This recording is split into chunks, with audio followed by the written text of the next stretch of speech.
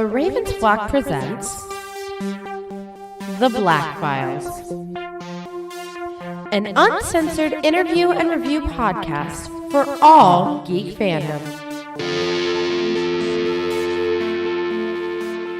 Welcome everybody, friends and pals, guys and gals, boys and girls around the world. Pop a squat, pop open a colon with all of your friends. It is Wednesday night, with only a couple of hairs past 10 p.m., and you've been granted access to the uncensored and uncompromising interview and review podcast of The Ravens Flock. So whether you're a friend of your feed, boy, girl, or in between, you are tuned in to a brand new episode of The Black Files.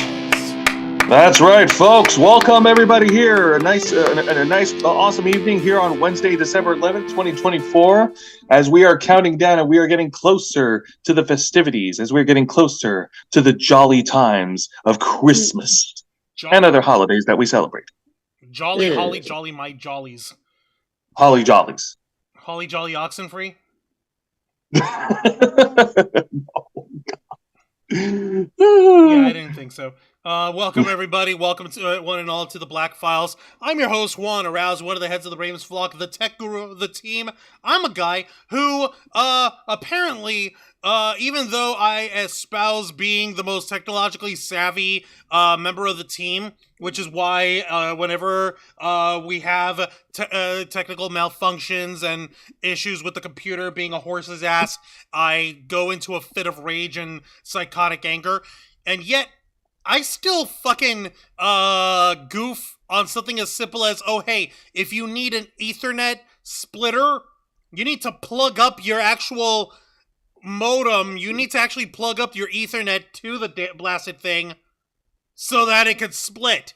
It's not going to just magically do it if it's not connected to your modem in some way. So yeah, that's how clever we are here at the Ravens Flock.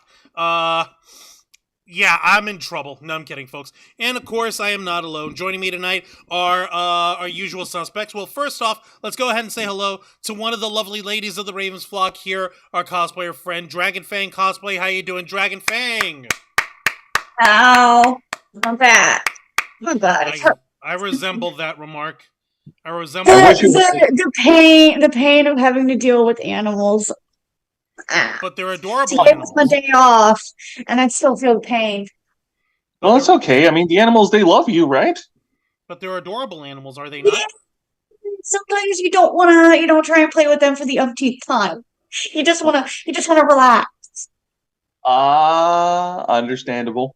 No, Yeah, but Don't get me wrong. I love animals. I love animals. Don't get me wrong. Forever and ever. It's very, very high intensive activity that my job is, and my body is saying, I can't deal with this anymore. I'm not as young as spry and I used to be. None of us are. The only two people who, the only two beings who are completely undefeated in this world are Father Time and Mother Nature. Nobody has beaten their ass ever. It's just when you sit up or you stand up and everything crashes and you're like, oh, okay. And when you're like getting sore old. at the hip flexors, and you're sore in your hip joints there, especially if you're doing a lot of movement and you're moving around, especially if you need to like squat down with animals, with dogs and pets and stuff. Yeah, that's me. Yeah, all the time. No, I totally resemble that. I totally understand. My spine and my hips don't like me right now. I'm not surprised, but you have all my empathies. And folks, let's not forget, of course, other than Dragon Fang, who I hope to God, by the way, if you have enough space in your bathtub, I'm going to get you some Epsom salts so you can do a proper bath soak like I do. And let's not forget, of course, I will drown myself in the bathtub. No drowning yourself allowed. Not unless you have a toaster-shaped bath bomb, which are funny and they are sizzly and they give little glitter bombs in there because and they better be spicy. Not actually. They'll smell fresh and help you smell fresh and clean while saying, "Hey, I dropped a toaster in my bathtub. Ha ha ha." That's why I say spicy. It better smell spicy. Dragonfang, we're not trying to get you to off yourself. I'm trying to give you morbid. Oh my god! body, God. freaking, This is me running on little sleep.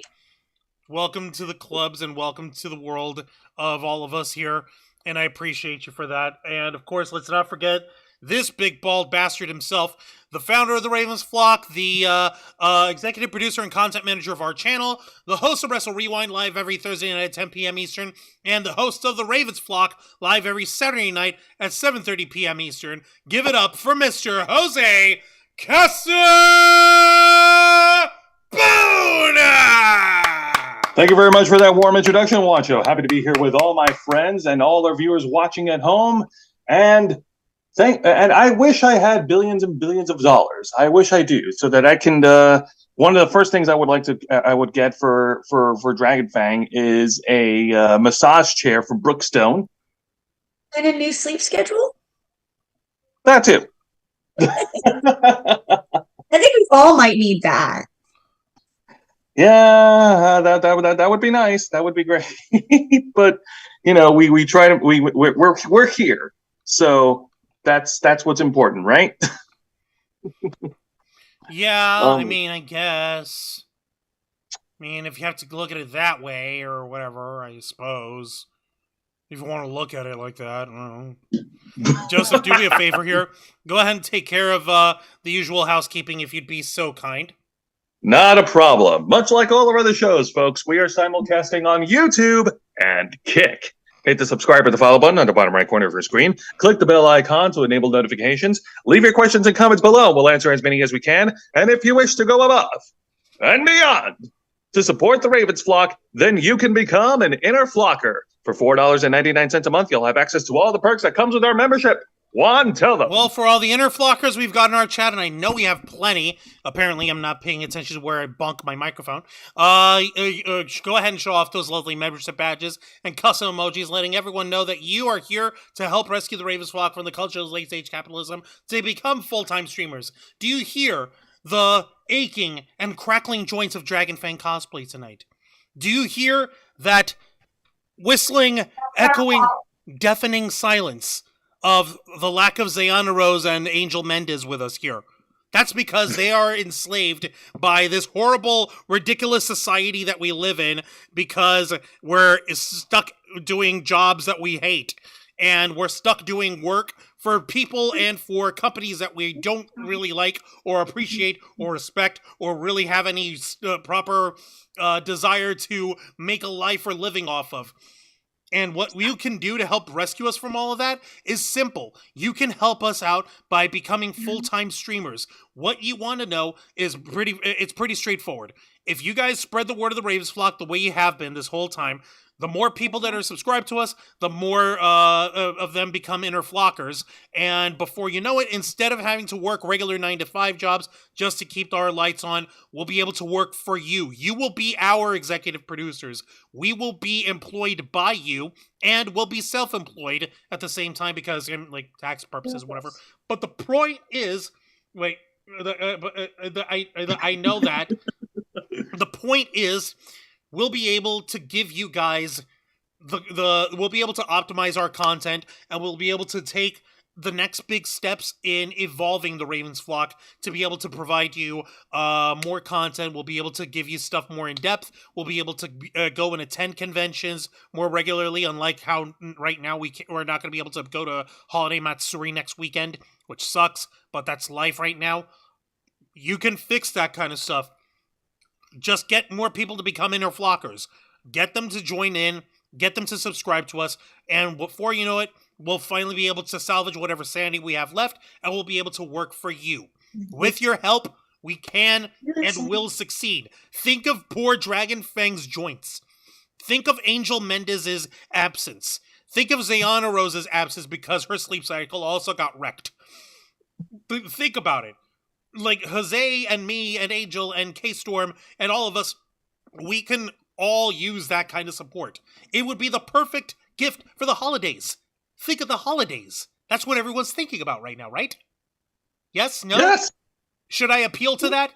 Should I try to Christmas this up a little? I don't know. Whatever works, baby. You also get access to members first, members only content, a special discount to our merch store, link in the description below, and you get access to all of us, the Ravens Flock, your favorite Motley Crew nerds, here to make your voice our mission by providing us your thoughts, your input, your feedback, and your ideas to better shape the future of this channel to suit your tastes and needs. Hey, up in the chat, we've got Lisa Boo over here. We appreciate you being here, Lisa Boo. Wings of Eternal Nights back on. We appreciate you here. Welcome. Kyle Canada's in the house. Kodisi Rando-sama, the top mod in our team. Fight Center Macrocephalus is in the chat as well. We appreciate every single one of you guys being here. And truthfully, what we need to do is make sure that right now that Dragonfang and Zayana are being well supplied, especially during the holiday season. That Angel is being well supplied during the holiday season with the right kind of energy to help them go through the day, which is why we here at the Ravens Flock are proud to continue being partnered up with our buddies over here at Glitch Energy. Isn't that right, Jose? That is right, folks. Glitch Energy is the ideal beverage for all geeks and nerds to keep our bodies lasting long and supercharged. And it comes complete with 0 sugars, 0 calories, 0 lag, 0 carbs, and of course, 0 crash. And don't worry about flavor, boys and girls, and people of all in between, because Glitch has got you covered on that department. If you go onto the website, glitchenergy.com, you'll find that they have a large selection of different combination energy flavored blends to choose from.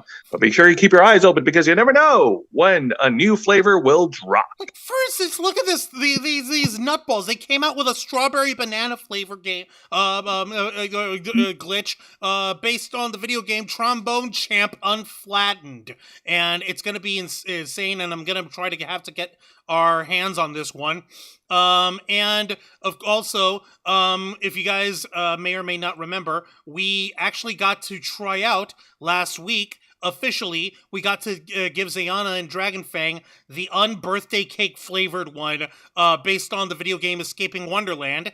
And we mixed it up with milk, and didn't that shit taste good there, Dragonfang? It was good. It was so... Me making that face going, whoa! It was glorious, wasn't it? And Yes. it came out this nice little light, this hint of light blue to the flavoring on it, which is cool. And it was unexpected, but it was good. It was damn good. And I got to take a sip of that. Like, no, you need to take this away from me because I will drink this out of your cup, Dragonfang and Zayana. I will take it, and you can't stop me. It's like, it's my cup. I'll drink. No. But for real, guys, you will not regret it. Give Unbirthday Cake a try. Tell us if you let us know if you get yourselves any other flavor of Glitch Energy and give that a try. And that's not the most important thing about any of this, is it, Jose? Well, I did say the important thing was flavor, but we do have another important thing, folks, because if you go into glitchenergy.com and use our promo code FLOCKFUEL, you'll receive a 20% discount on your order. So don't delay. Take advantage of the promo code right now and get your Glitch Energy today. That's right, Jose. We appreciate you for that, and we appreciate Glitch Energy for being partnered up with the Ravens Flock. And don't forget, folks, not only is Glitch Energy an excellent, high quality product, but they're also very friendly to your wallet because the folks at Glitch are teamed up with Afterpay. So if you've got if you can make yourself a big order, or if you just want to order yourself a single tub, for instance, like I've got over here, the Unbirthday Cake. $34.95. If you go ahead and apply our discount on there, that you'll get 20% off of that, and you'll actually be able to take care of it with just 4 interest-free payments of $8.74 a week, which is easy. Anyone can handle $8.74 a week. And I'm pretty sure that that especially now with the holidays fast approaching, we're only 2.5 weeks away from Christmas, that you guys want to be as cost effective and cost conscious with how you spend your money on your presents for not only those who are close to you in your life, but also for yourself. So treat your wallet kindly, use our promo code, and go to glitchenergy.com and get your glitch on today. I want to thank Glitch Energy very much for partnering up with the Ravens Flock. It's not a mistake. This is the real deal. You guys rock. All right, I think I took care of enough of our usual spiel, have I, Jose? Yes, you have. I think you're good on. I think you nailed it right in the head. All right, so previously on oh my god, what the hell have we gotten ourselves into with our society? Last week we had a maddening Fight Setter over here. We literally cannot make anyone, like, for the record, Fight Setter, the only proper way to consume glitch energy, we have to officially say it, is in some sort of emulsion in a mixture of either water or milk or your favorite beverage, so that you can get the flavor and the power. We do not, in any way, shape, or form, condone consuming glitch dry or snorting it.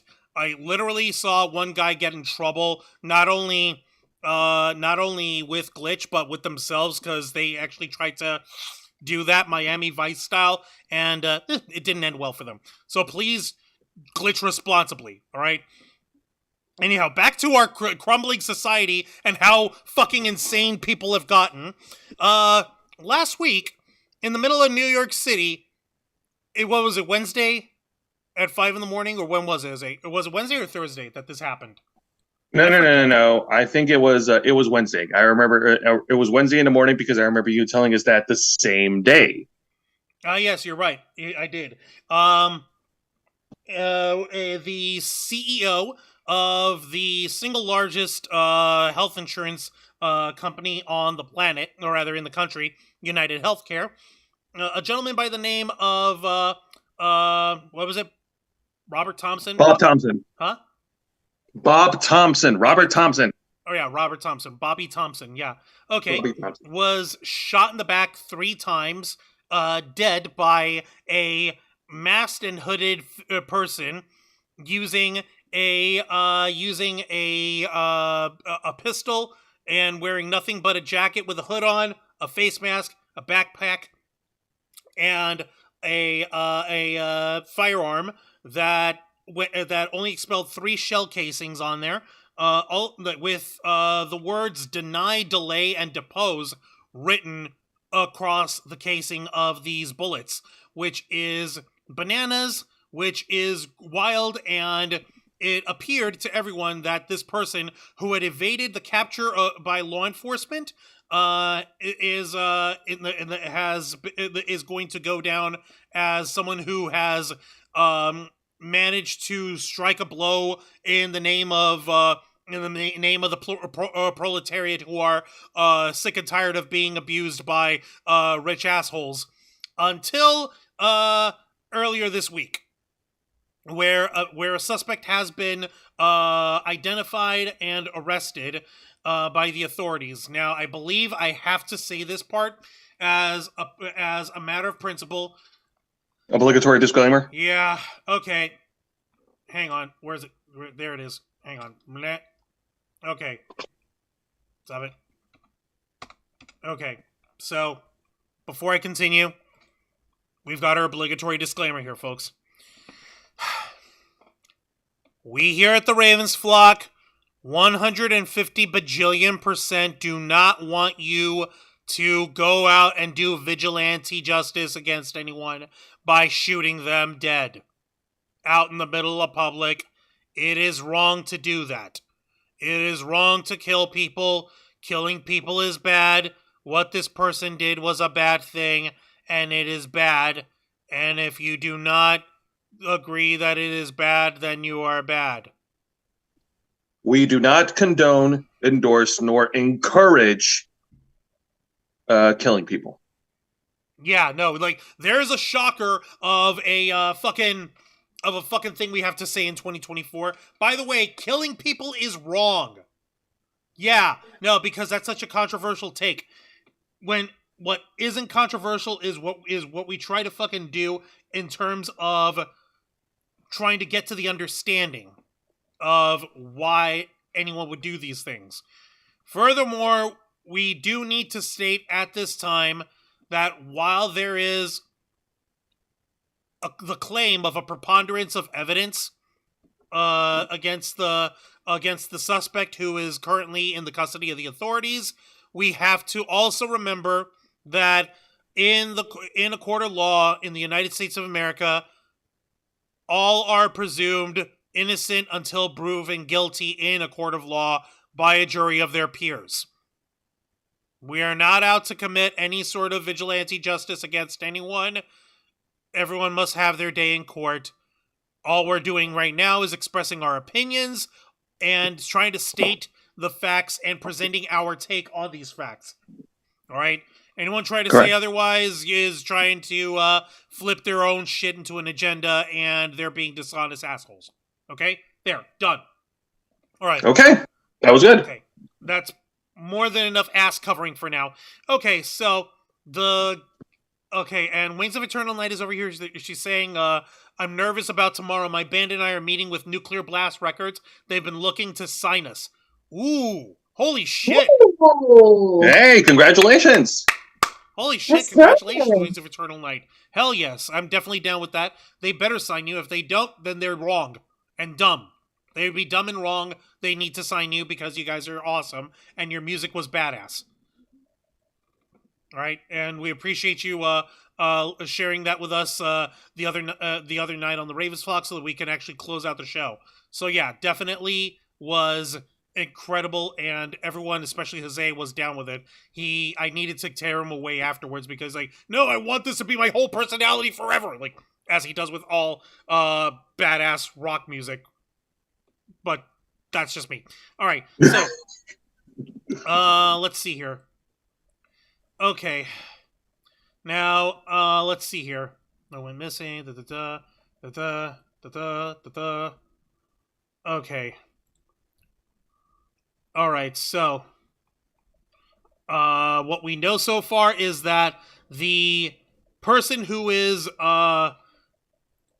has been linked to this to this entire ordeal is a guy by the name of Luigi Mangione, an Ivy League graduate, and he is the one who's been charged with the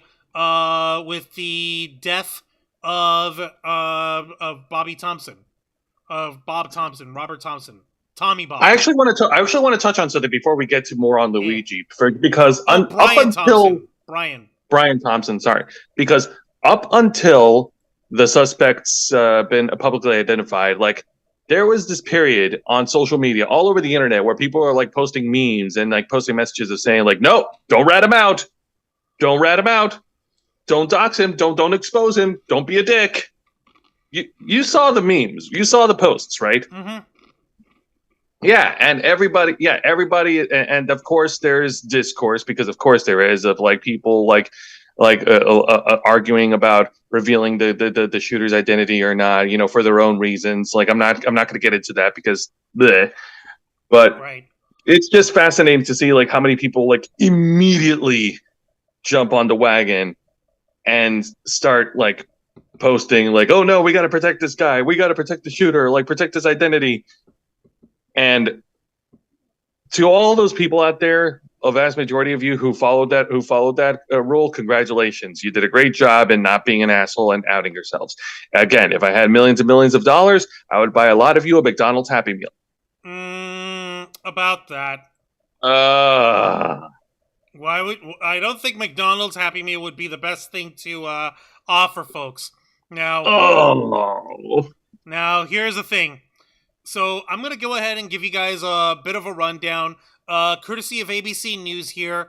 This article headline, what's his face? What we know about Luigi Mangione, Ivy League grad, charged in CEO's murder.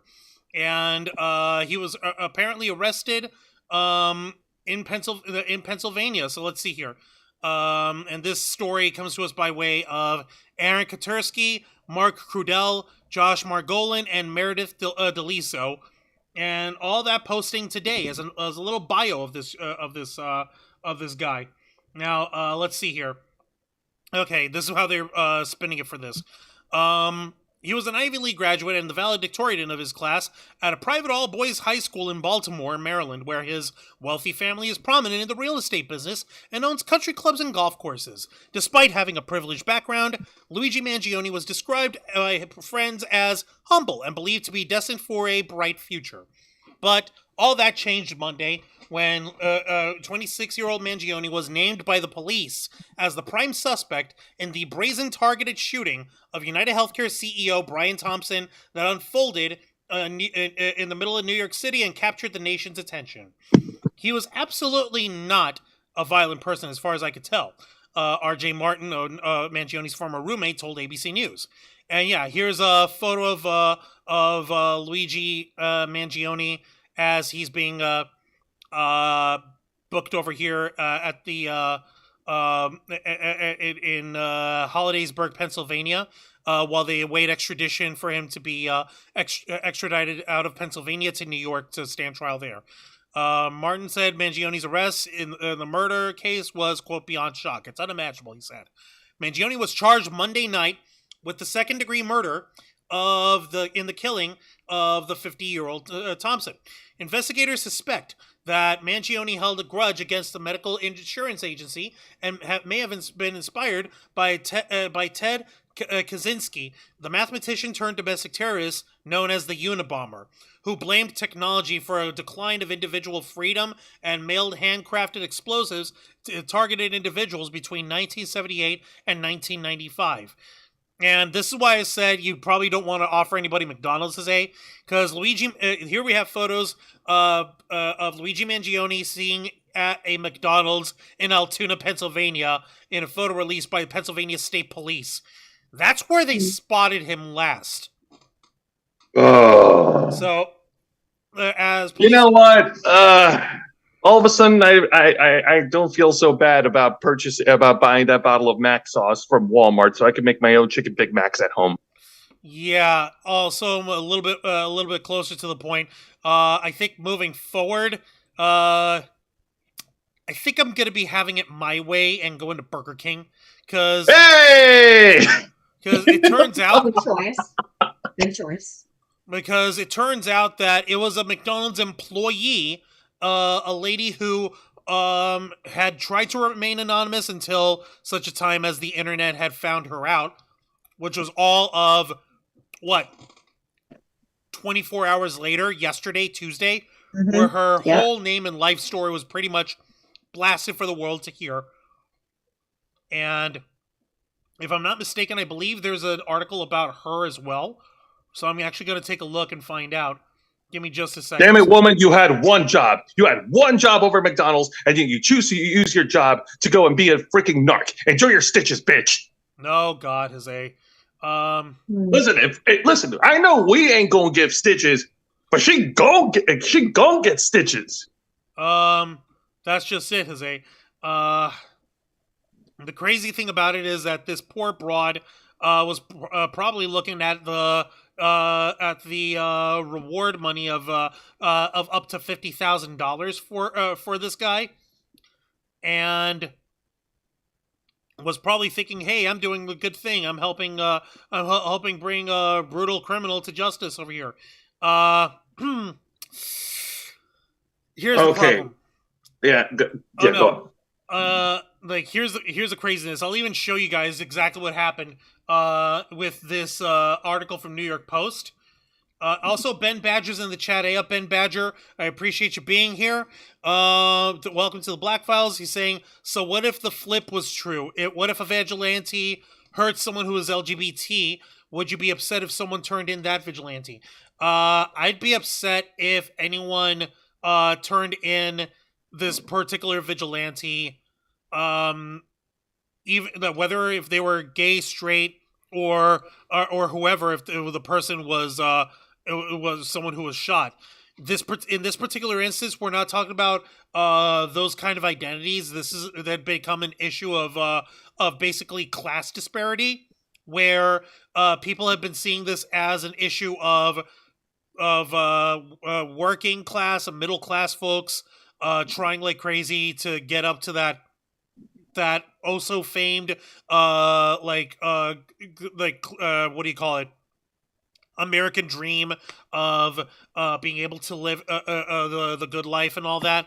And you literally have multi-million-dollar millionaires and CEOs and folks who run these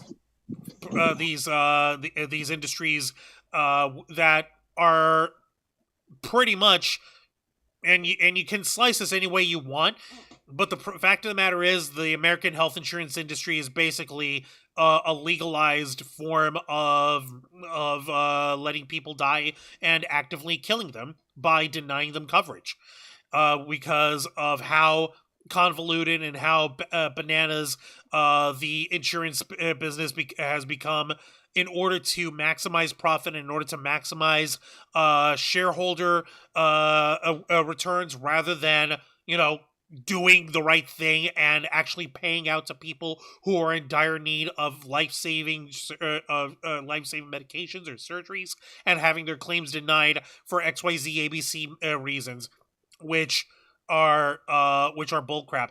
If the person in charge of the of that particular health insurance company, it wouldn't matter to anyone if that person was a man or a woman, if they were gay or straight, if they were Christian or Jewish or Muslim or whatever, or atheist or anything.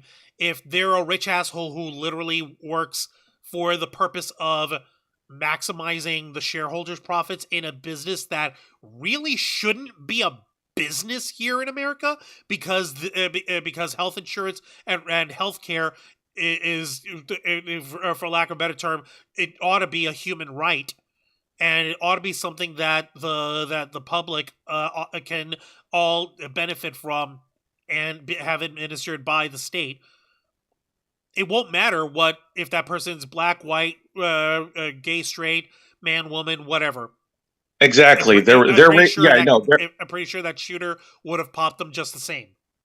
Racial, like their color and the gender identity has no bearing in any of this. Like anyone trying to make it out into anything other than this is an expression of the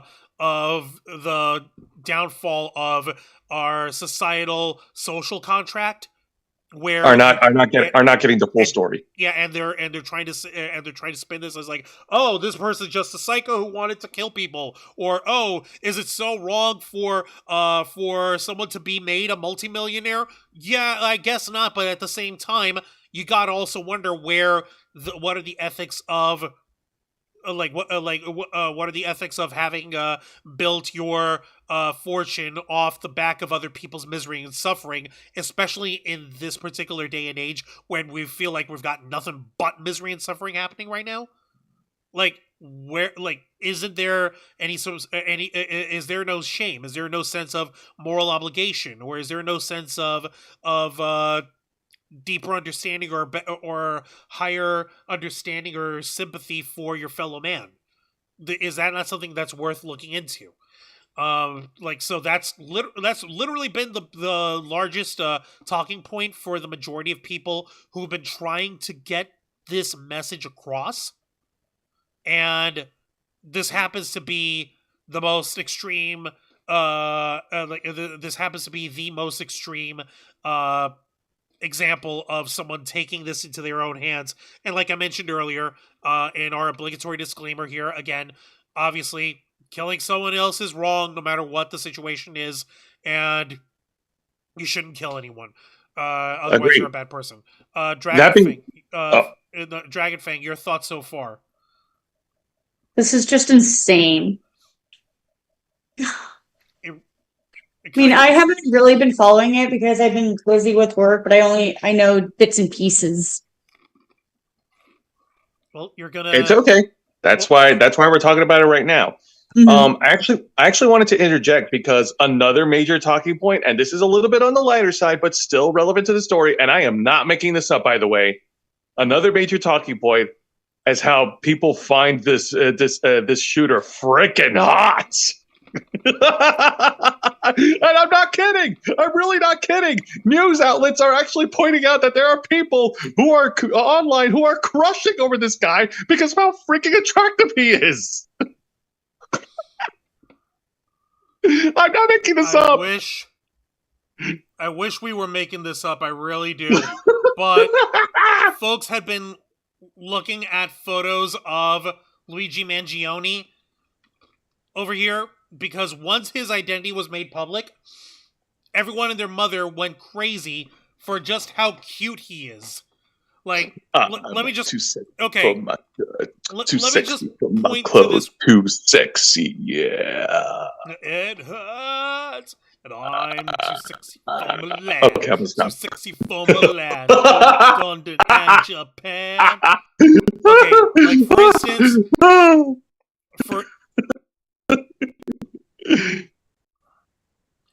for instance, we've got a photo of this guy. Apparently, while he was doing some backpacking somewhere, he like Mangione was apparently doing so with his shirt off. And dear fucking God, this boy. Oh my God, that guy is ripped. Yeah, no, he's got the beefy buffness. I mean, it's embarrassing, but I'm like, okay, yeah, I can see how people are gonna find this guy attractive. It's annoying because, like, come on, folks, is this really the one thing that we ought to be focusing on? But I mean, look at this fucking guy. Come on, guys, give him a chance. He looks like a nice guy to date. Oh my lord.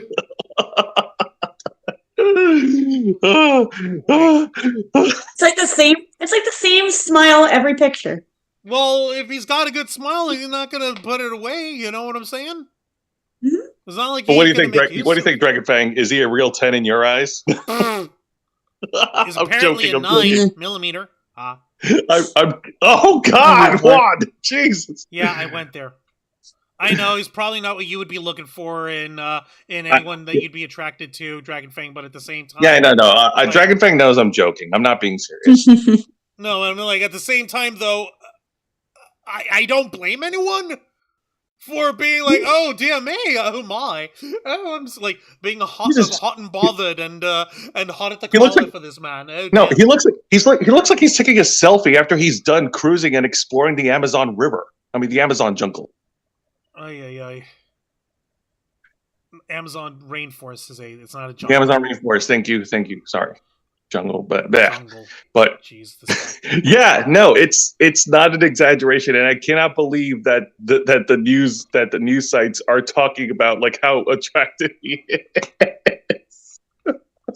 It's embarrassing, but then again, with one of the key points for what folks were looking for in terms of how they were searching for him, there were only 2 pieces of CTV footage. One was when allegedly, and I do have to say allegedly because this guy in the frame with the firearm in his hand might not have actually been him.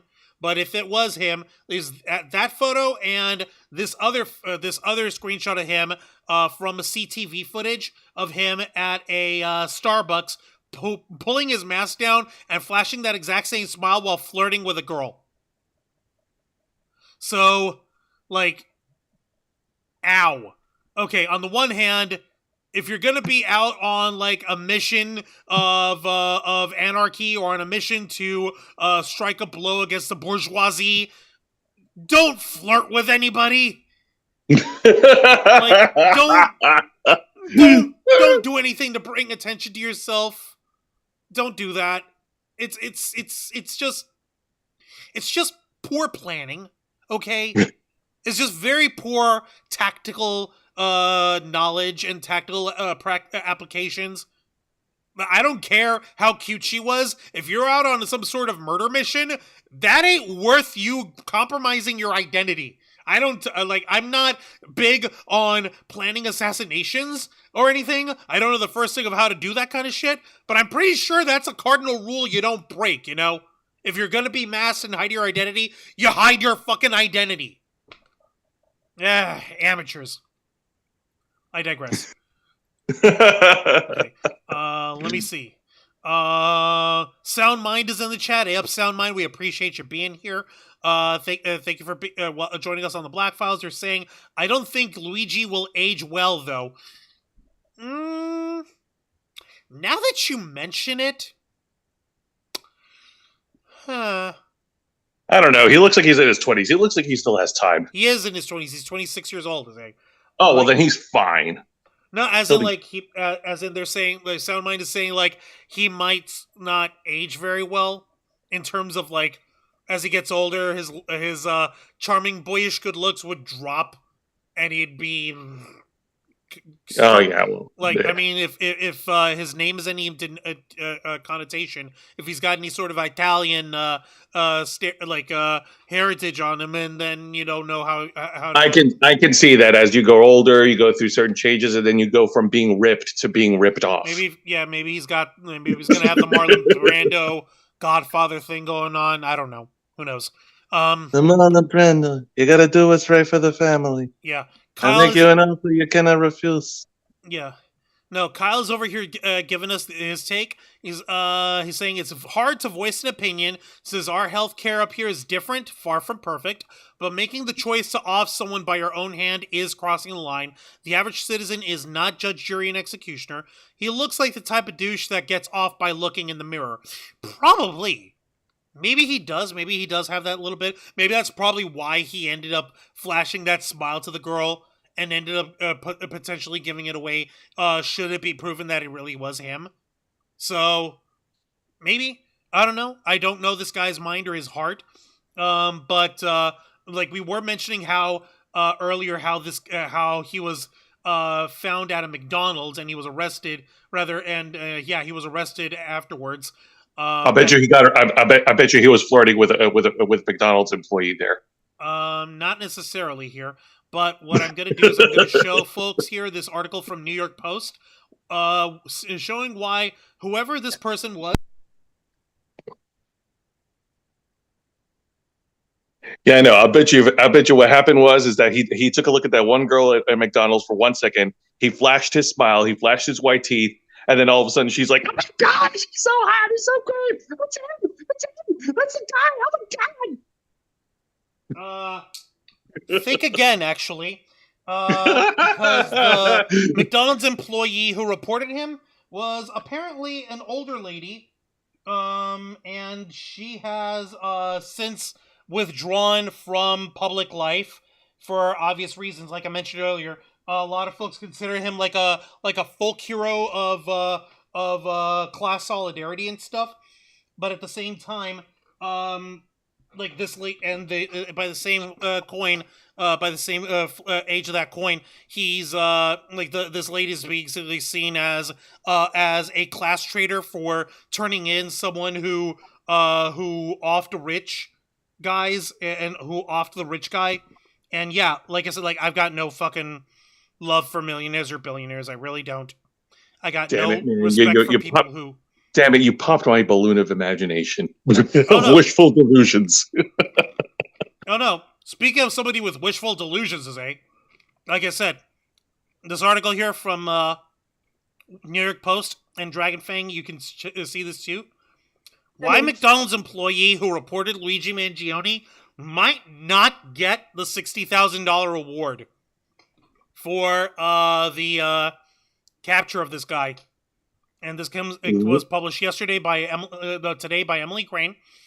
The NYPD and FBI offered a joint $60,000 award during the manhunt for United Healthcare CEO Brian Thompson's killer, but it wasn't immediately clear who, if anyone, would get the cash now that an arrest has been made. Luigi Mangione, 26, was captured in Altoona, Pennsylvania on Monday after a McDonald's employee spotted him eating at the fast food restaurant and called 911. And here you could even see the FBI wanted poster for him, allegedly him. And like I said, there's a photo of him, of the shooter flashing a smile. And there's another photo of the guy waiting to get his drink order, I guess. The NYPD and FBI offered a joint reward during the manhunt, and CEO, yep, we already said that. Let's see. Yep, we already know this part. According to the FBI rules, a tipster can't nominate themselves to collect the reward, meaning the employee would have to be put forward by an investigating agency, either the NYPD or the FBI. They would then have to cut through a bunch of red tape in order to make a claim. The rewards, too, are often only paid out if the arrest leads to a conviction. So let me see here. So basically, putting it simply, whoever this lady was, and I actually do have her name, and I'm gonna put it up over here in a moment because she's basically catching hell from everybody under the sun. She might not even be able to make it worthwhile as a result of her, as you would say, class betrayal over here. Let's see here. Yeah, and I'm even going to show you guys.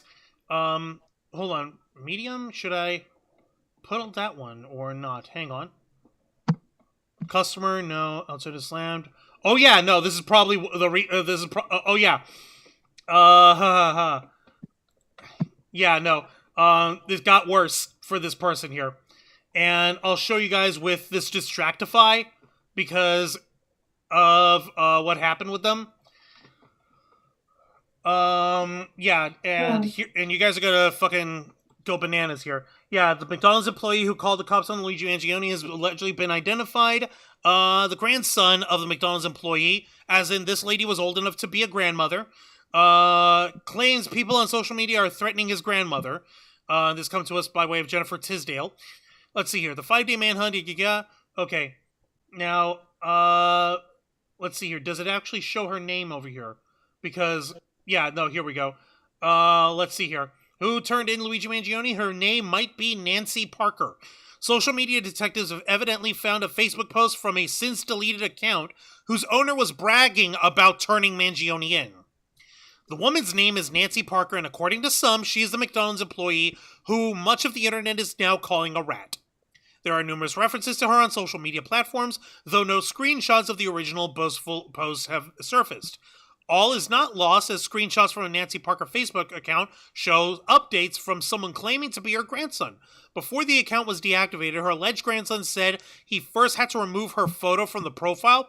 Apparently, people were threatening to come to her job or, to quote, come to her job or house and do horrible stuff.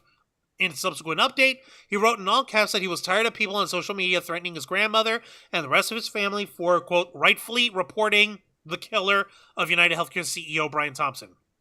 And here we even have those screenshots for that, right, of the Facebook post right here. And he even shows it over here. I had taken down her profile picture because people were threatening that they would come to her job or house and do horrible stuff.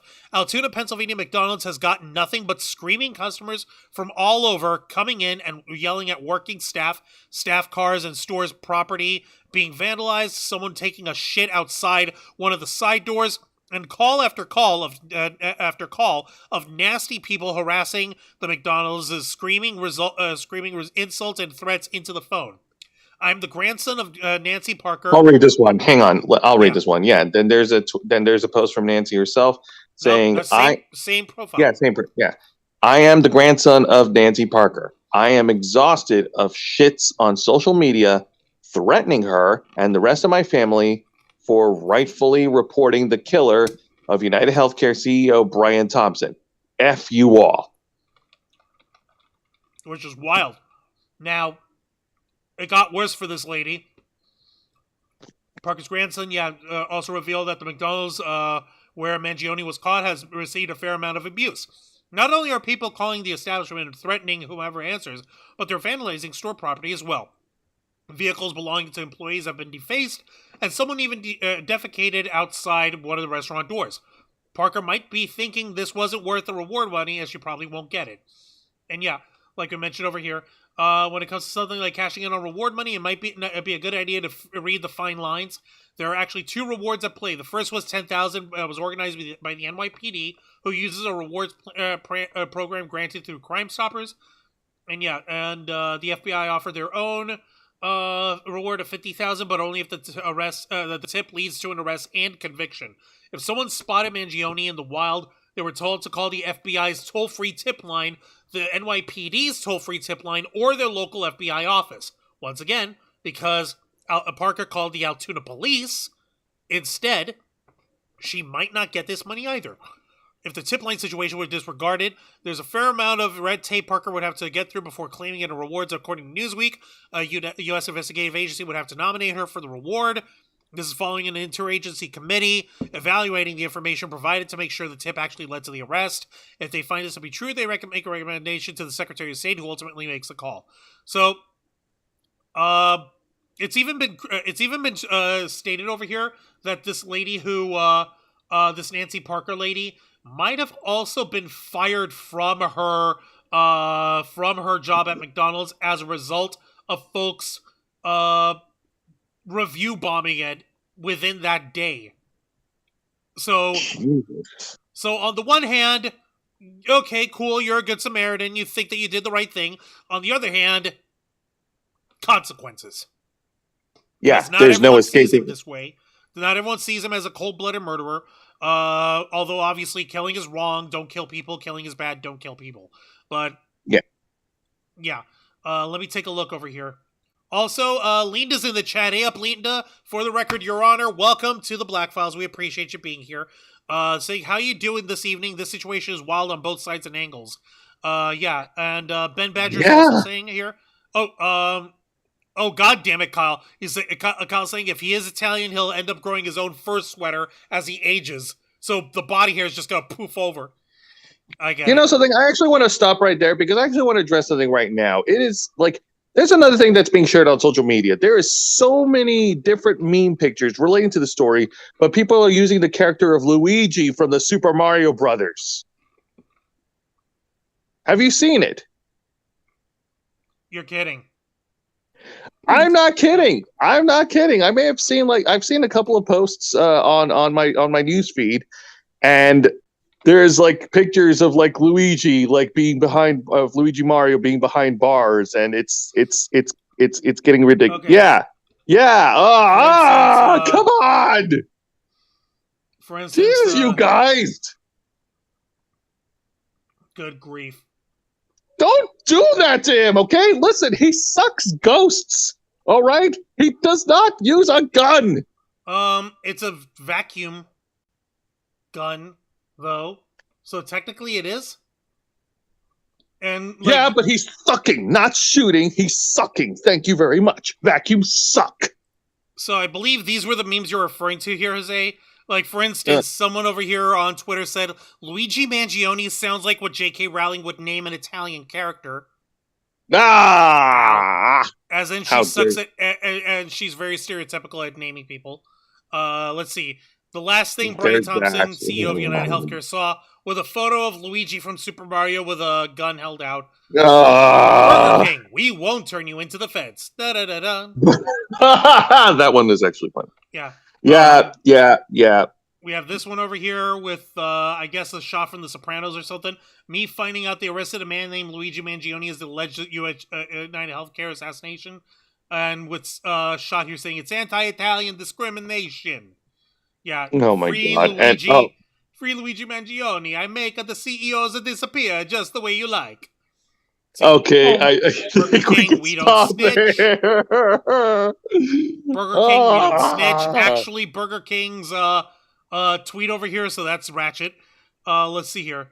I don't agree with his gun owning policy, but I do agree with his CEO killing policy. I'm gonna write him so many prison letters. Okay, please. Oh God, no. Mark safe from being the most hated McDonald's employee in the country today. Here we go. Tony Soprano. He took action against private health insurance corporations is what he did. It was a brave Italian martyr. In this house, Luigi Mangione is a hero and a story. I shouldn't be laughing. It's like it's funny, but it's also equal cringe. Jesus. Kids, when life gets you down, you got 3 choices: give up, try again, or call Luigi. Dragonback, save me! Nope, you're on your own. Wow. The United Healthcare CEO killer Luigi Mangione writing his manifesto with the Italian hand over here with the pen being held between his fingers. Ha. Wow, fucking hell. Let's see. Nintendo seeing Luigi is trending. Yay. Nintendo seeing why Luigi is trending. Yeah, Oh, shit. that was a good representation of me because it's messed up.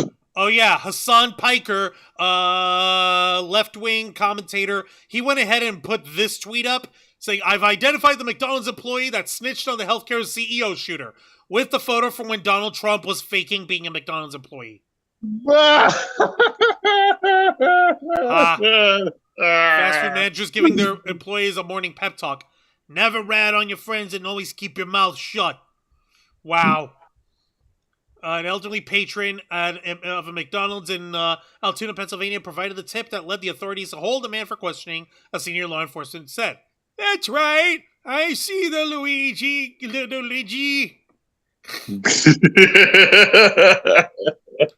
Luigi, the Inglorious Bastards here is a Luigi Mangione. Oh, God. Buongiorno.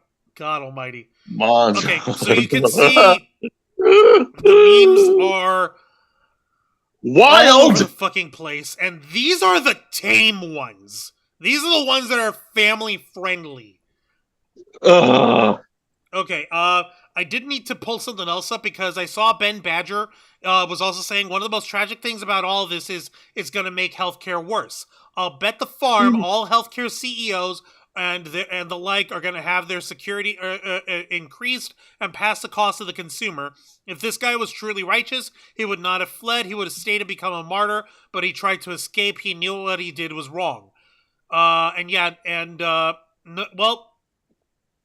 I won't disagree with you on that. If he was trying to go in for martyrdom, that's one thing.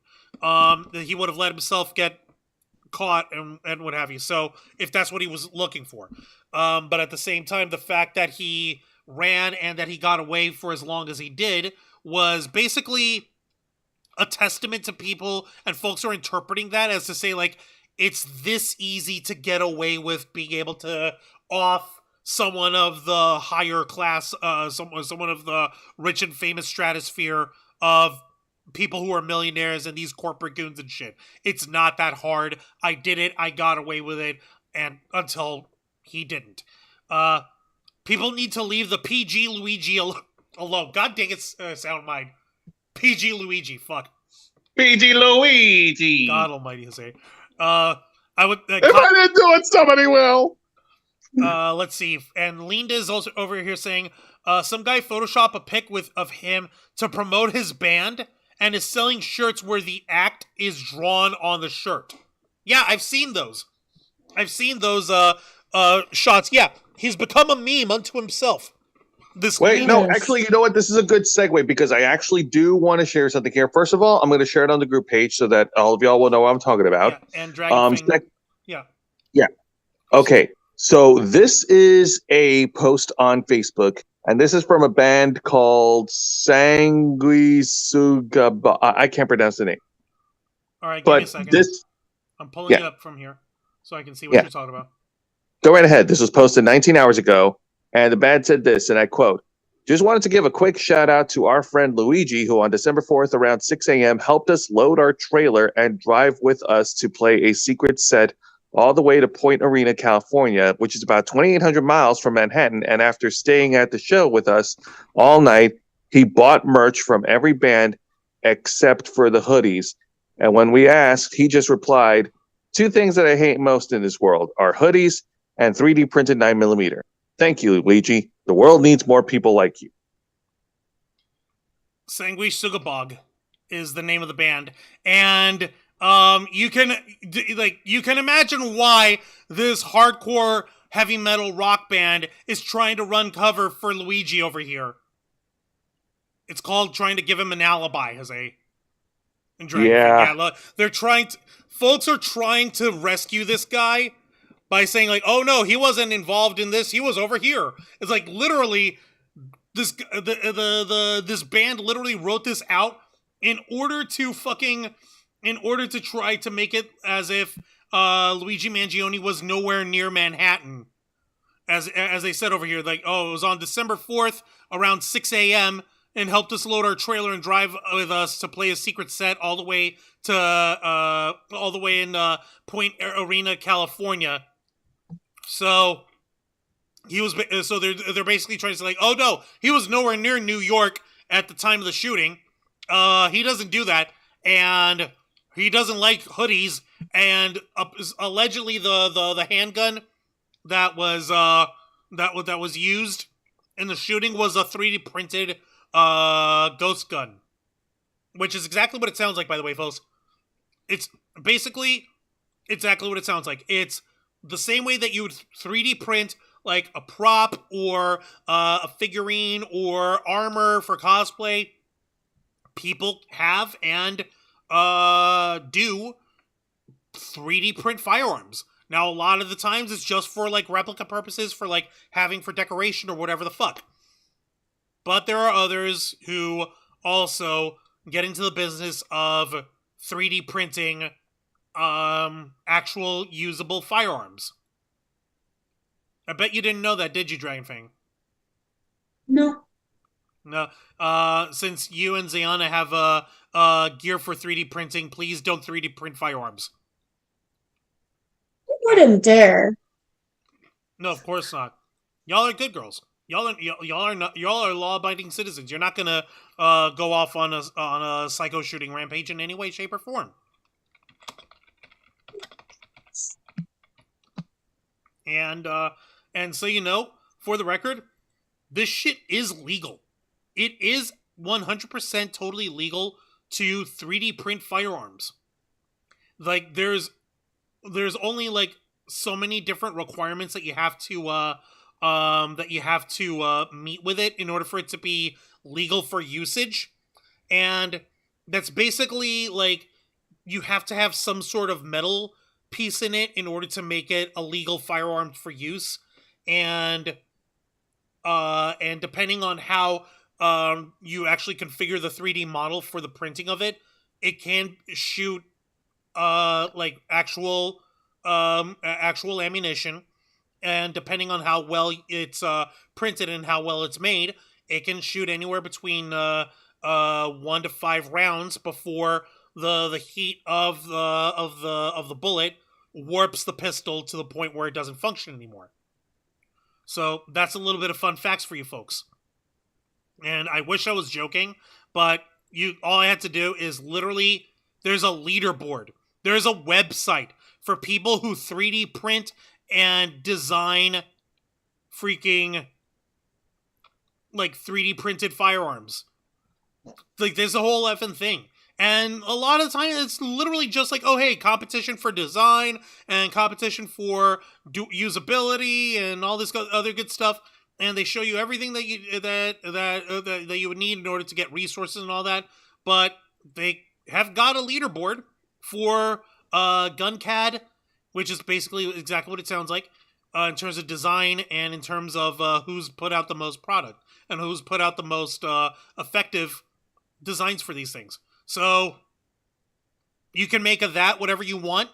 You can have a conversation about regulating 3D printed firearms. Although I already know what the NRA is totally going to say. They totally want Second Amendment rights to be respected here, right? Or are they only going to say that when it comes to direct firearm manufacturers? Those are questions for another day, though. That is true, but however, it appears that there more information following the arrest of Luigi Mangione has come to light. Before we went live, I did send you an article from CNN, which was very, very recent. Right, there is. Hang on. Yay! Yep. I wouldn't exactly call this breaking news, but this does open a light to some evidence that might connect this guy to the murder. To the shooting a little more directly. Yeah. So in an article provided by CNN.com, the headline reads, the gun CEO killing suspect Luigi Mangione had upon arrest matches the shell casings from the crime scene, police say. And this was published by, 5 people. Huh? Because the police would never lie. This is published by Dahlia Fahed, Michelle Watson, Bonnie Cap, John Miller, and Dakin Andon. Dang, man. 5 people. It took 5 people to write this? I know, right? What the fuck? Anyway, so the 3D printed gun that healthcare CEO killing suspect Luigi Mangione had when he was arrested this week in Pennsylvania matches 3 shell casings found at the crime scene in Midtown Manhattan, the New York Police Department commissioner said Wednesday, as authorities continue to investigate the motive for the killing. Also, Mangione's fingerprints match those investigators found on items near the scene of the December 4th assassination of the CEO. 3 9mm, as we said earlier on the stream, 3 9mm shell casings from the crime scene had the words delay, deny, and depose written across them. One word per bullet, according to the NYPD's chief detective Joseph Kenny. Police had been looking into whether the words, which title a 2010 book critiquing the insurance industry, may point to a motive in CEO Brian Thompson's killing. And this is an actual quote from the commissioner of all this. So, first, we got the gun in question back from Pennsylvania. It's now at the NYPD crime lab. We were able to match that gun to the 3 shell casings that we found in Midtown at the scene of the homicide. Yeah, they're saying that this is the firearm they found on hand with this guy over here with the photo obtained by CNN. Although, according to the investigators, yeah. Although it doesn't really look like the same firearm from the CTV image, because if you guys remember, the barrel for that one is much longer than what they're showing over here in this photo over here. So I don't know. Maybe you can call me conspiracy nut, but it doesn't quite look the same. But that's just my opinion.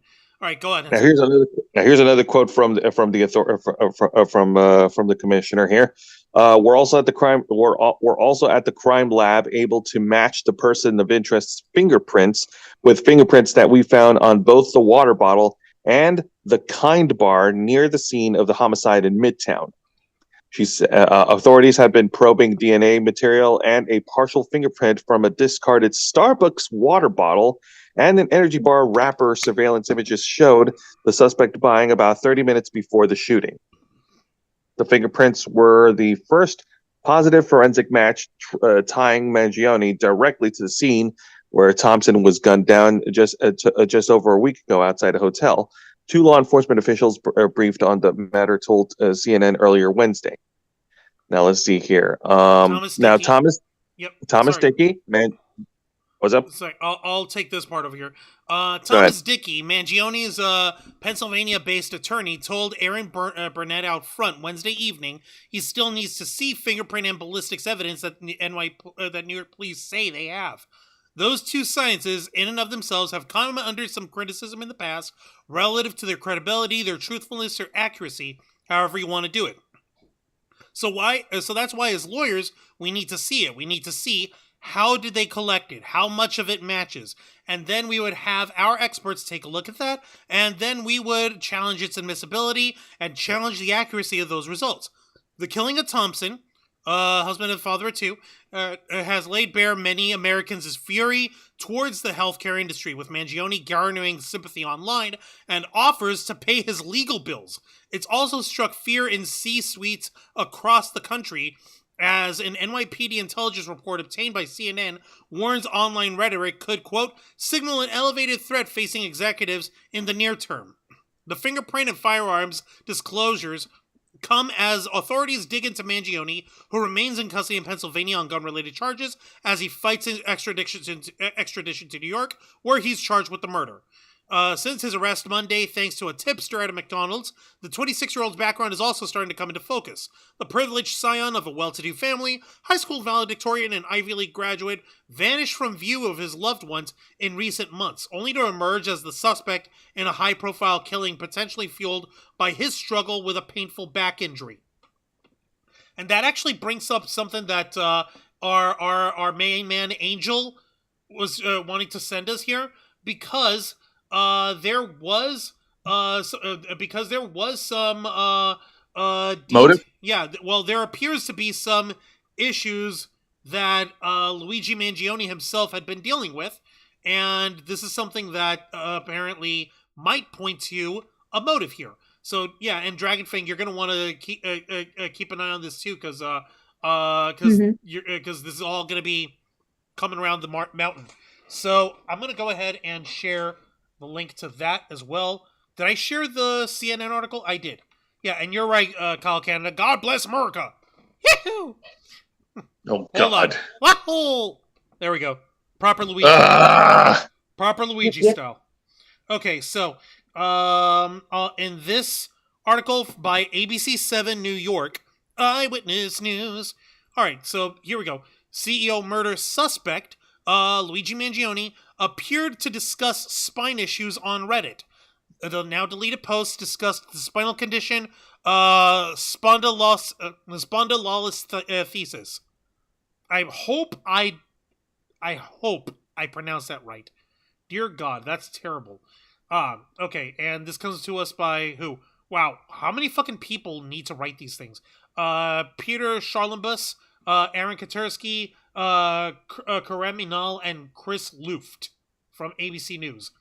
Okay, so let's see here. Luigi Mangione, the man charged with the murder in the fatal shooting of United Healthcare CEO Brian Thompson, appeared to frequently discuss what he claimed were his health troubles online, offering a glimpse of the issues that he described navigating as a young adult. Mangione, 26, appeared to operate a Reddit profile where he detailed health issues including his back pain, brain fog, and sciatica. Several posts were made on a section of the site known as a subreddit dedicated to the spinal condition spondylolisthesis. Several details appear to link the profile to Mangione, and a 2016 post containing a link to a page on GitHub, a coding website, with Mangione's full name on it. Law enforcement sources tell ABC News the profile, which has since been taken down, is being reviewed for additional details about the extent of the injuries mentioned. A Reddit spokesperson told ABC News regarding the page, "I can confirm that our policy is to suspend accounts that may potentially be related to suspects in high-profile criminal investigations." While the post suggests a spinal surgery was a significant moment in his life, the author of the post said the procedure left him pain-free, and he frequently encouraged others to undertake similar procedures. One of Mangione's apparent posts in this, on the r/spondylolisthesis subreddit dated into February of 2024 referred to having had a surgery for the condition 6 months prior. "Yes, I had an L5-S1 spinal fusion 6 months ago after 1.5 years of failed conservative treatment. Within 7 days of the fusion, I was on 0 pain meds. That's probably faster than most folks, but my point is that your body isn't supposed to be in pain and need meds. Even after getting my back sliced open and my spine drilled into, I wasn't in much pain," the post read. The several other posts advocating surgery for the condition to the other users. One post claimed that as a nuclear option, readers seeking surgery could convince doctors of its necessity by faking a foot drop or deliberately urinating on themselves. In another post in August 2023, the user remarked how his spinal surgery was once, quote, completely devastating, the injury, and it was completely devastating, and worried he was, quote, destined to chronic pain and a desk job for the rest of his life before considering surgery. ABC News did not find any posts mentioning United Healthcare, the largest health insurance company, in an online archive of the page appearing to belong to Mangione, but one post from 2018 referred to coverage by Blue Cross Blue Shield by BCBS. In another post from 2023, apparently made 2 weeks before a back surgery, the user also referred to suffering from sciatica. Quote, "I got caught in this loop for a year, all the while putting my life on hold in my 20s and damaging my nerves while I waffled on the decision." The profile was also active in a community devoted to brain fog, posting in 2018 what he described as experiencing cognitive issues as a 20-year-old college student. "It was absolutely brutal to have such life-halting issue," the user wrote. Posts referred to spondylolisthesis are consistent with other details emerging on Mangione's back issues. In interviews, friends of Mangione have mentioned his spinal condition had a recurring impact on his quality of life. It was like he was always in severe pain, but it seems like certain things would trigger it. the founder of the co-living space, R.J. Martin, where Mangione was living, while he was in Hawaii. So I guess that explains the photo that he took where he was buff and shirtless and shit. Yeah, if you take a look at that picture, you would never have guessed that there's anything medically or physically wrong with him. Right? It's always the quiet ones. Let's see here. In one Reddit post, the account appeared to belong to Mangione, referenced how the issue became extremely painful after he went surfing in Hawaii in 2022. Another incident was triggered after he slipped on a piece of paper. According to Martin, Mangione rarely complained about the condition despite its impact on his life. It was hurting, but he never complained about it and never really brought it up, which is, very honorable, at least in my esteem. On a Twitter profile believed to be operated by Mangione, it's Twitter, not X, the cover image shows an image of an X-ray depicting pins from a spinal fusion surgery. Let's see here. A Goodreads profile associated with Mangione also suggested he frequently read about how to lessen back pain. Among the list of titles Mangione read on or planned to read included Crooked, Outwitting the Back Pain Industry and Getting on the Road to Recovery, and Do You Really Need Spine Surgery? Take Control with a Surgeon's Advice. So, okay.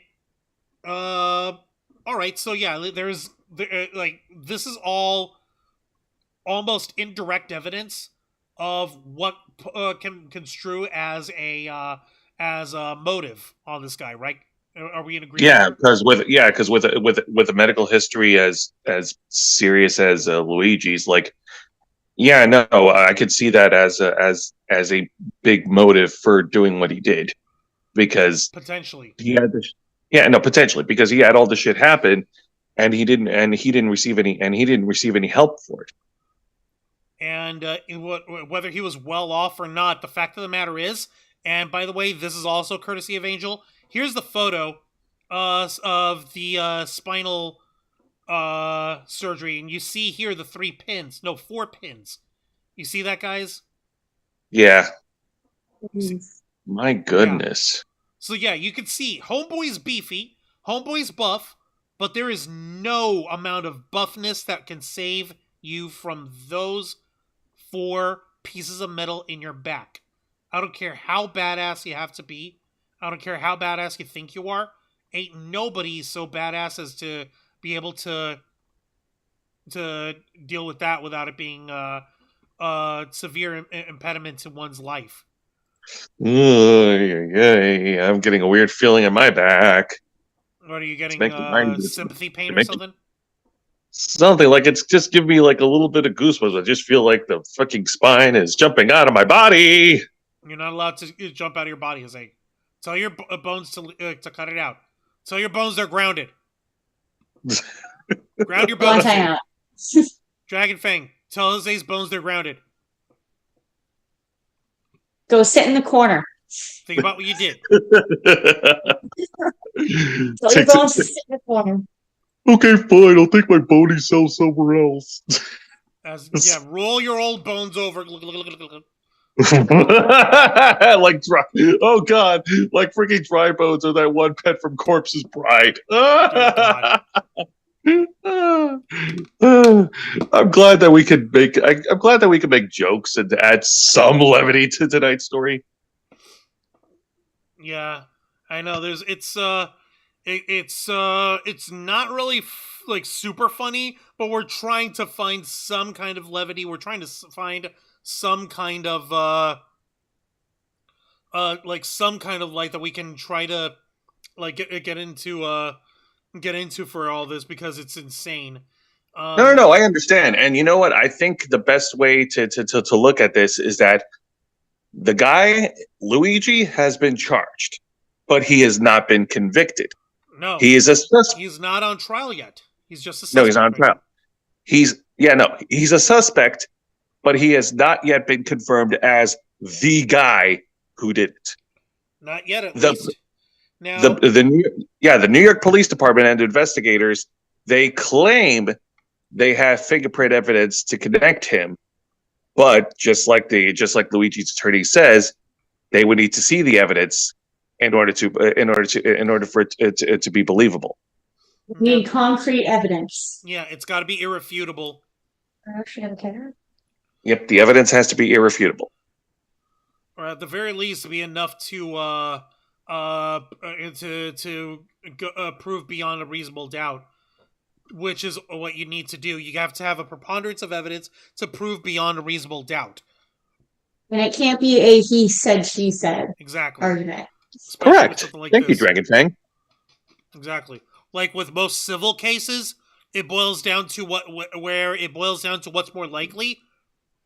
That's why in the Johnny Depp and Amber Heard case, for example, if the evidence showed, but to the jury, had them conclude that it was more likely that Amber Heard was being an abusive asshole, and that Johnny Depp was being defamed by her, and that was not, and that he was not, and that the op-ed that she wrote about him, I believe it was in the Washington Post, what cost him a bunch of his work and his acting career for the longest time.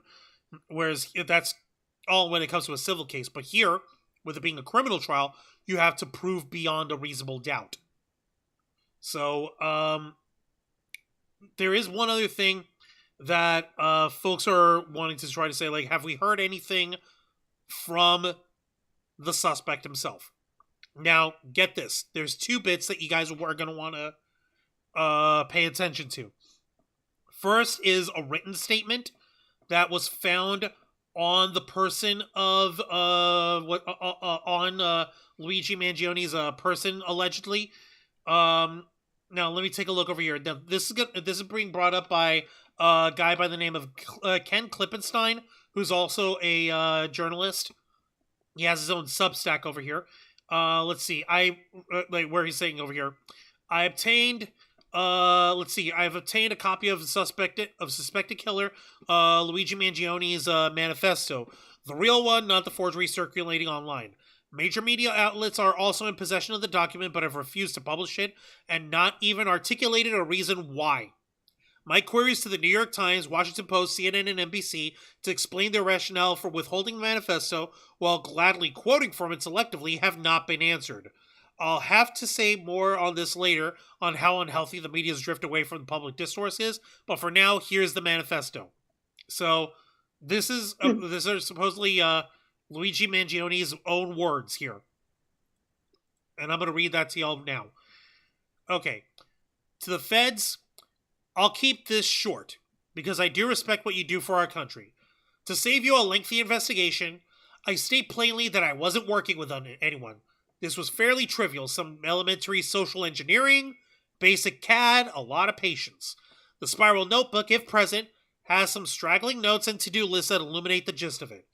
My tech is pretty locked down because I work in engineering, so probably not much info there. I do apologize for any strife of traumas, but it had to be done. Frankly, these parasites simply had it coming. A reminder. The U.S. has the #1 most expensive healthcare system in the world, yet we rank roughly number 42 in life expectancy. United is the, quote, is undecipherable, largest company in the U.S. by market cap, behind only Apple, Google, and Walmart. It has grown and grown, but as our life expectancy, no. The reality is these, indecipherable, have simply gotten too powerful, and they continue to abuse our country for immense profit because the American public has allowed, with the O missing in the word allowed, them to get away with it. Obviously, the problem is more complex, but I do not have space, and frankly, I do not pretend to be the most qualified person to lay out the full argument. But many have illuminated the corruption and greed, e.g. Rosenthal and more, decades ago, and the problems simply remain. It is not an issue of awareness at this point, but clearly power games at play. Evidently, I am the first to face it with such brutal honesty. So, this guy, he's not even pretending to say, like, oh, that he's going to solve it all just by shooting this one guy. At least that's if you were to take this manifesto at face value. So you can take that and you can make that claim and take it at face value if you want. But it also shows that he has enough wherewithal to know he's not solving all of it, but he's going to bring awareness in a way to people that will shock people into action. Or at least that appears to have been his motive. Mm-hmm. I hope I'm making sense. I'm not justifying him and condoning him in any way.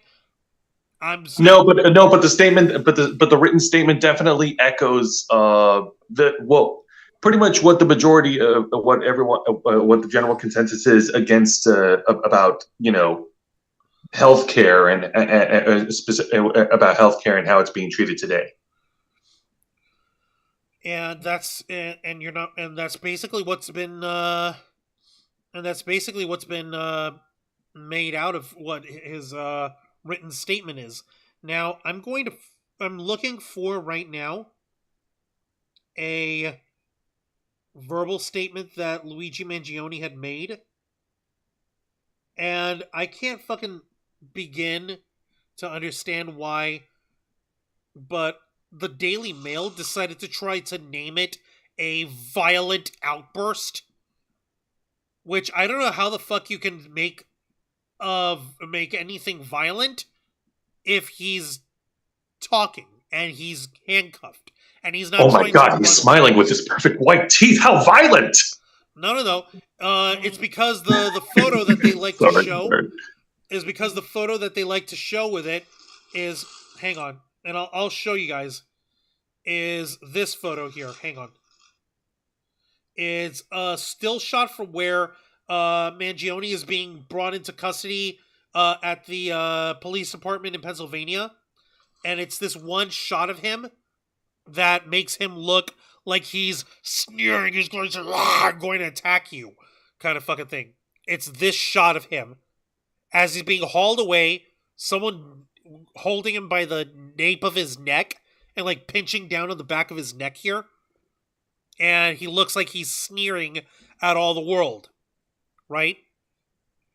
So, yeah, like, oh no, how violent and how shocking. Like, I doubt that. But I will actually just play to you folks what he's sent, or rather what he was trying to say. Hang on, I'm trying to get this to refresh because I could have sworn I sent it to the group just now. Yeah. No, do what you got to do. That's what I'm doing. I'm doing what I got to do because I'm trying to see whether I did what I got to do. Okay, hang on. There. Okay. Arrives in court. Send. There we go. Sent. Alright, and I'll just play... Oh, it's a double send. Huh, dork. And I'll play the actual video of it, courtesy of Daily Mail on TikTok. So, folks can take that with a grain of salt as well. And I'll read to you the verbatim of what he says here. Here he is being pulled away, so give me a second. And I realized that I took the screen share away from you guys, so give me a second. How could you? I gave it back though. See? Yeah, there it is. Okay. Yep. Okay. All right. Go ahead and play the clip.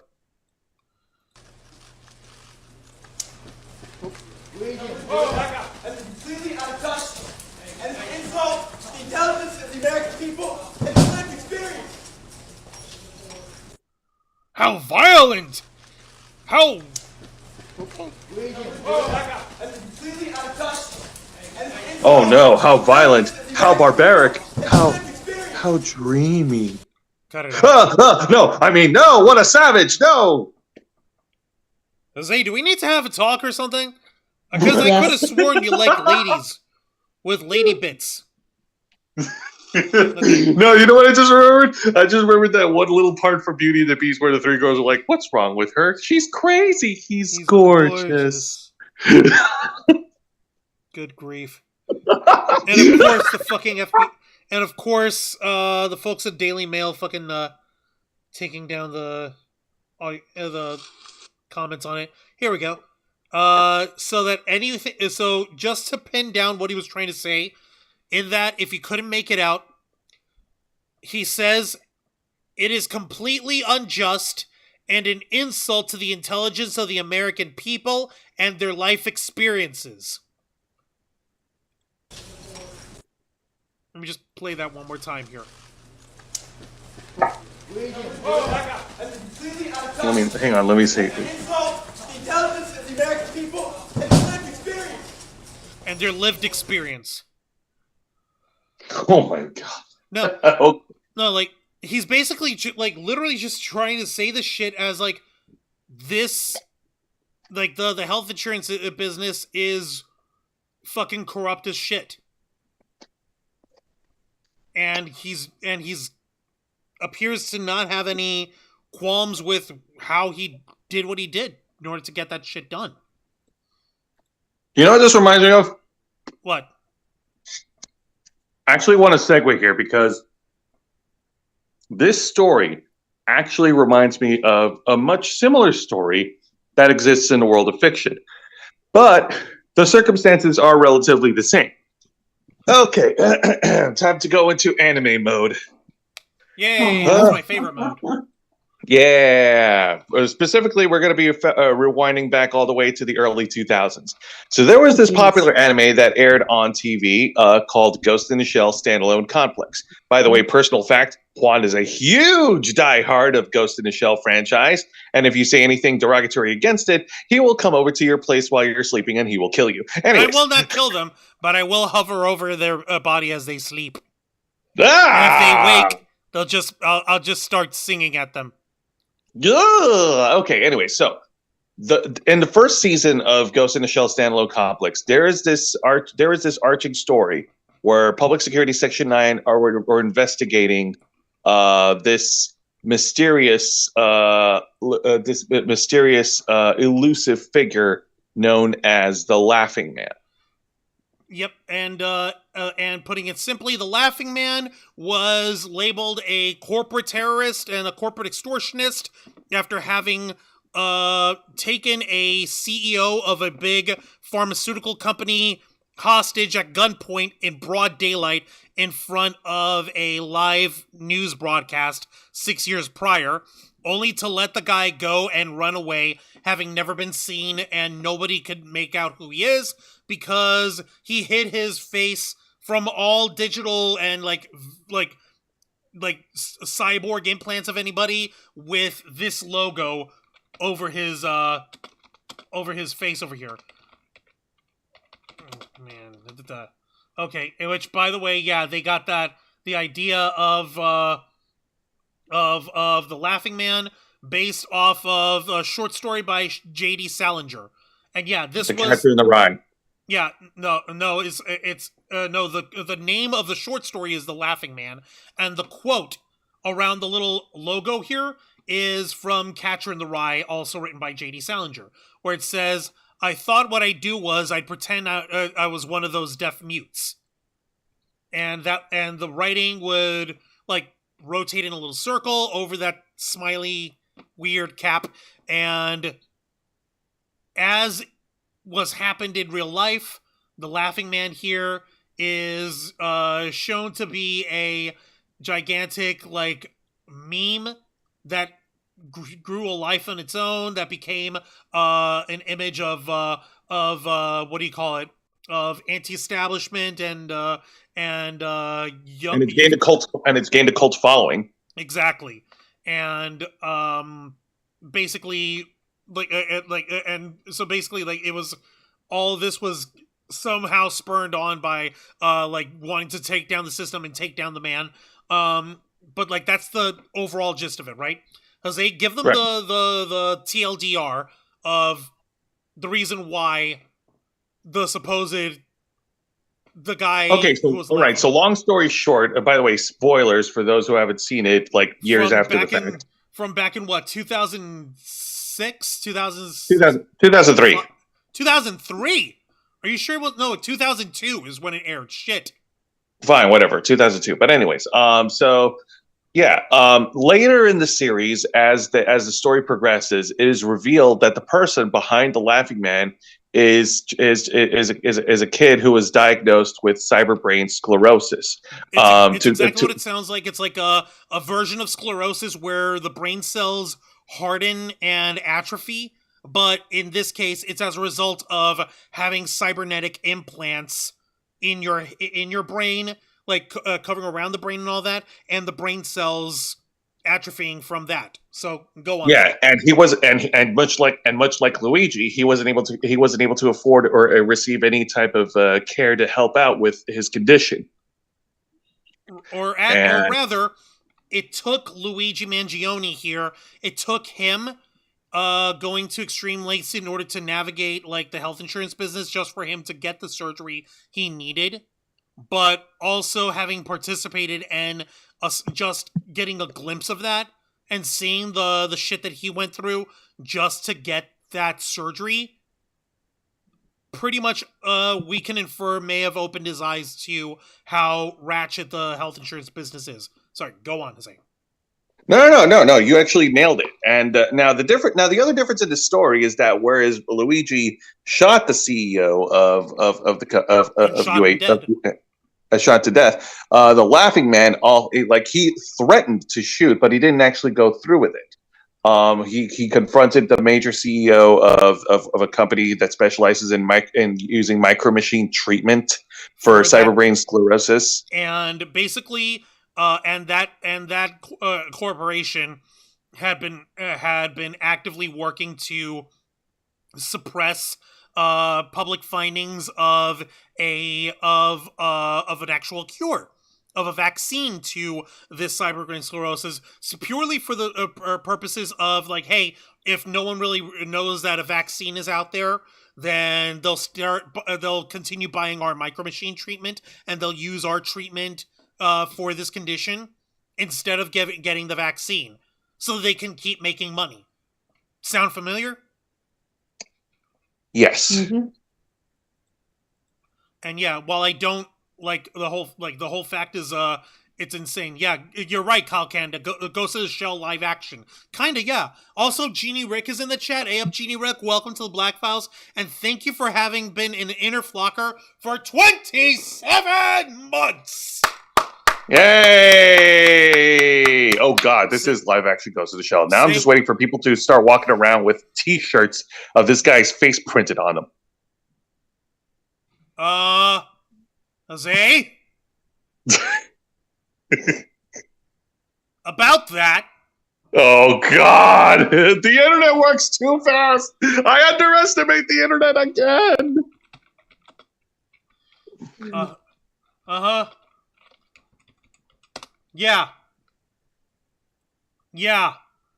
Yeah, you see it on your screen there, Jose? And yeah, I see. That's the message, but it's not the guy.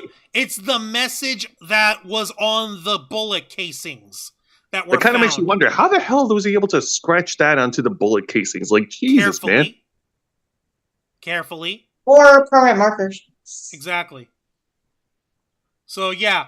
I wonder how long it'll take. It's already out, Jose. It's already out there. Hey, see that? Wait. Oh my God! You see what I mean? Ah! You see what I mean here? This is real life Ghost of the Shell. Damn it! Except more boring. You know why? Because we don't have neat hacksaw shit going on.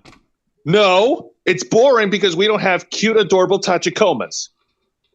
You mean walking, talking robot death tanks with the voices of 7-year-old girls? Shut up! They're adorable. They are everything, and you are nothing. Oh yeah? Then how come I exist and they don't? Checkmate, Jose.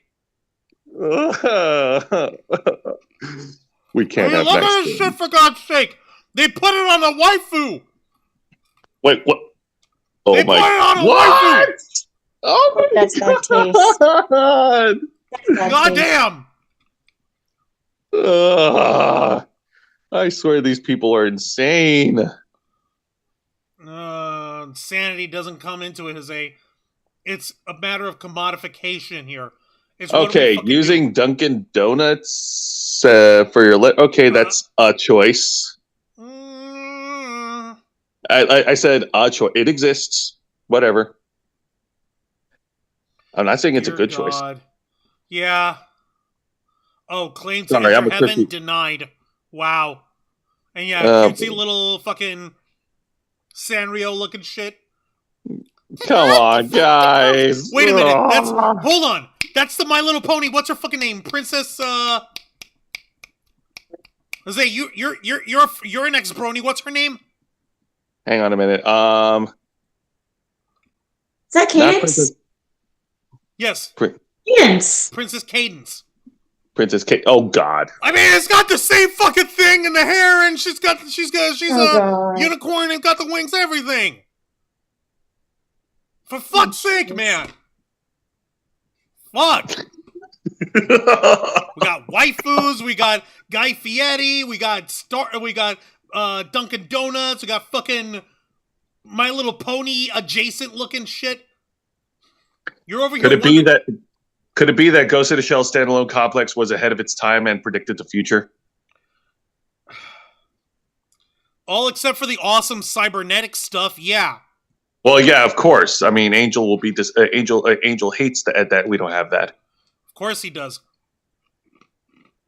It's really the only argument that he has in support of any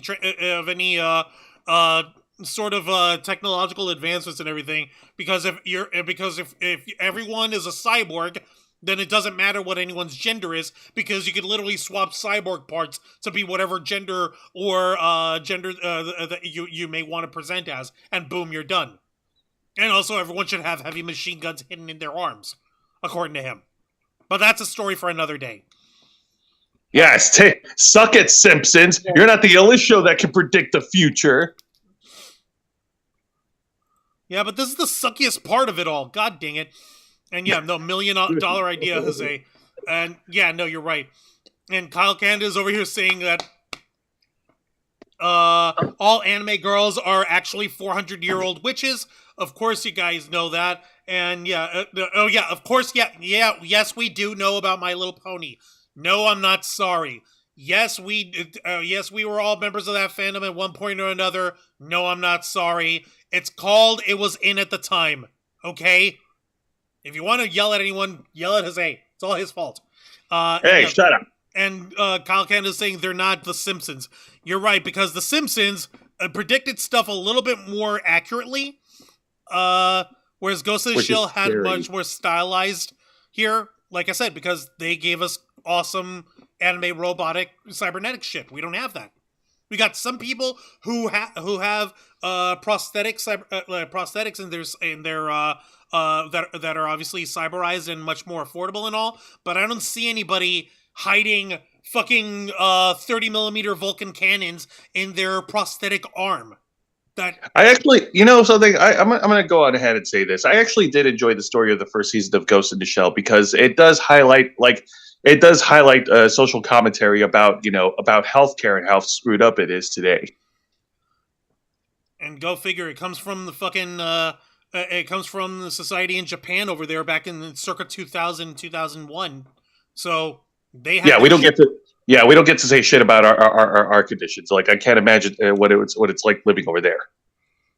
Oh no, I say that's because you also have to remember it's a cyberpunk story where everything is privatized and corporatized and sold to the highest bidder. In Japan, if I'm not mistaken, they still have some form of national health insurance, don't they? Well, I mean, not that I know of, but I'm going to go ahead and guess yes. Also, Genie Rick, thank you very much for the $1.99 super sticker! Yay! Thank you very much, and it's a microphone emoji, yay. And thank you for that. Yay! That's nice. Well, I mean, shit, I don't think there's much else to... Yeah, go ahead and Google that, but outside of this, okay, Japan has a national healthcare system that provides universal coverage for its citizens and legal residents. Yay. So yeah. Yay! So yeah, no, you have to remember, when it comes to dystopic cyberpunk future, everything is privatized and corporatized to the highest bidder, and nothing is sacred, and nobody has any rights, and no one has any individuality, and all that good jazz. All right, but getting back to the story, have we heard any statements, any commentary from anyone, any family members of Luigi? I saw there was something over here. Ben Badger was over here in the chat saying there's nothing wrong with being a brony, other than being a brony. Haha, just kidding. Wind whistling forever. Yeah. Yeah. No, yeah, you got no room to talk over here, Ben. We know the stuff that you've been into, alright? We know you. You dork. Anyways, so okay. No, that's a good question. Let me double check over here. Because I saw in one of the articles that we had something from his family or whatever, but that they also had said that he had a, what do you call it? That he had, that there was a statement from his family that was put out. Let me see if I can find that real quick. Okay. Okay, manifesto. Okay. Let me see here. Speaks out and clear. Okay. Let me check this Newsweek article over here instead. Yeah, by all means. All we're looking for is just a statement here. Yeah. Okay. Simple. All right, and just so y'all can get to it yourselves, here it is from Newsweek. Yeah, except those lizard people, said Kyle Canada. Yeah, right. Everyone knows that it's not lizard people, they're Clothors. Get it right. Come on, Kyle. Get with the program. Yeah, Luigi Mangione's family speaks out over arrest, and this was published yesterday, December 10th. And, yeah, let's see here, by Khalida Rahman. Let's see here. Unfortunately, we cannot comment on news reports regarding Luigi Mangione. Mangione's family said in a statement that was posted on social media late on Monday by his cousin, Maryland lawmaker Nino Mangione. We only know what we've read in the media.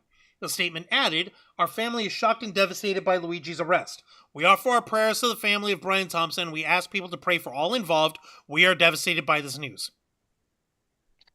Wow. Sweet and simple. Okay. I mean, shit, I don't know what else to draw from the statement. I mean, fuck. I mean, it is written up by a family member who is a lawyer, so of course, yeah. Yeah, that may be, but then again, it's not like they're like the specific legal representative of the entire family. But I digress. All right, I know you got to go to bed, Dragon Fang. Yeah. Yeah. In terms of what we've provided here as a breakdown for the story, let me get your thoughts and let me get your input here because we want to know your take and if there is anything else that you wanted to add to everything that we discussed here tonight. It's just all insane that this is happening. Well, unfortunately, when it comes to these kind of situations, there's a different saying from Martin Luther King that folks like to forget and whitewash. Mm-hmm. With every single racial pun intended on that one, that violence is the language of the unheard. So, if you want to try and justify what he did, which I can't, it looks like there's plenty of breadcrumbs scattered across here. And at that point, Oh, I also found something. Hold on. Where is it? Oh, did I get rid of it? What you do? Hold on. Give me 1 second. I gotta bring it back up. All right, and share it on Twitter so I can pull it. There's the new CEO of United Healthcare Group, Andrew Whitty, said, "We will continue to guard against unnecessary care." And wow. That came across my feed, and I was like, "Oh, this is not going to go over well." Oh, so they're sticking to their guns. No. Yeah. And I was looking around, and apparently there's now wanted posters for top health insurance CEOs that are appearing around New York City. Oh, all my information goodness. on it. Holy shit. I'm That's like, this is going wild. Okay, no, you're right. Yeah, this is going down real fast. Yeah. No, thank you for bringing that up, Dragon Fang, because, like, oh, shit. Yeah. It's going Yeah, I down came for across real. my feed earlier and I was like, wait a minute, what? And I looked into it. I'm like, oh my God. Yeah, let's actually touch on this article before we wrap this up Yeah. because wow, this is insane. Okay. This is an article, of course, provided by NBC News, and the headline says "Wanted CEO posters and other threats emerge after the Mangione arrest." I could take this one, Juan. Okay. All right, so this is published by Lol's Eric 80s ponies forever. Ortiz. Ha. Thank you. Yeah. This is published by Eric Ortiz and Aria Bendix on December 11th today. Business executives, health insurance industry employees, and law enforcement officers have reported facing threats and harassment following the capture this week of the man charged with fatally shooting the UHC CEO Brian Thompson. The brazen killing of it on a New York City street a week ago, though widely condemned by political and business leaders, has nonetheless catapulted the masked shooter into cause celebre status for some in celebre status for some in the U.S. who consider the crime a symbolic repudiation of the country's healthcare system. Let's see here. Yep, the attorney for the suspect, Luigi Mangione, 26, has said Mangione intends to plead not guilty to all charges. Authorities fear the shooting may inspire copycat attacks. Oh, Social funny media- thing. Yeah, no. Yep. That also happened in Ghost of the Shell where the laughing man, when he makes his actual appearance for the first time in public after being gone for 6 years, hacked a police officer in the middle of a press statement and announced that in in 3 days time or whatever was it? No, Yeah. that he was going to assassinate the chief of police, right? Yeah, And I a remember bunch of that. copycats went in Started and emerging. tried to make good on the threat. Now, social media posts Wednesday showed images of wanted posters put up in Manhattan that featured photos of the CEOs of at least 2 health insurance companies. The posters accused the executives of, quote, denying medical care for corporate profit. The posters, many of which have been taken down, included the terms deny, defend, depose, words associated with the bullet shell casings found at the crime scene. The words have also been used on merchandise sold online glorifying the killing, which we already went through, which we will not go back and look at again, because some of it is outrageous. One of the companies named in the posters declined to comment, while the other did not respond to a request. It's unclear who's behind the stunt. Okay, I think we can stop there because, oh God, this shit's spiraling out of control. Yeah. And to show, Which is why I had to bring it up. No. Dragonfang. We're glad you did. Oh my goodness. And Yeah, because this is getting way out of hand too quickly. And let's see here. And as of Monday, this other video that you were talking about, Dragonfang, for the current for the new CEO that took the place of Brian Thompson. I'm going to share that article from New York Post over here. United Healthcare CEO says insurer will continue to prevent, quote, unnecessary care in leaked video as sick trolls warn dude's next. And that's by Isabel Keene. Thank you for that, by the way, for helping us get this out. Let's see. God dang it. Let's see.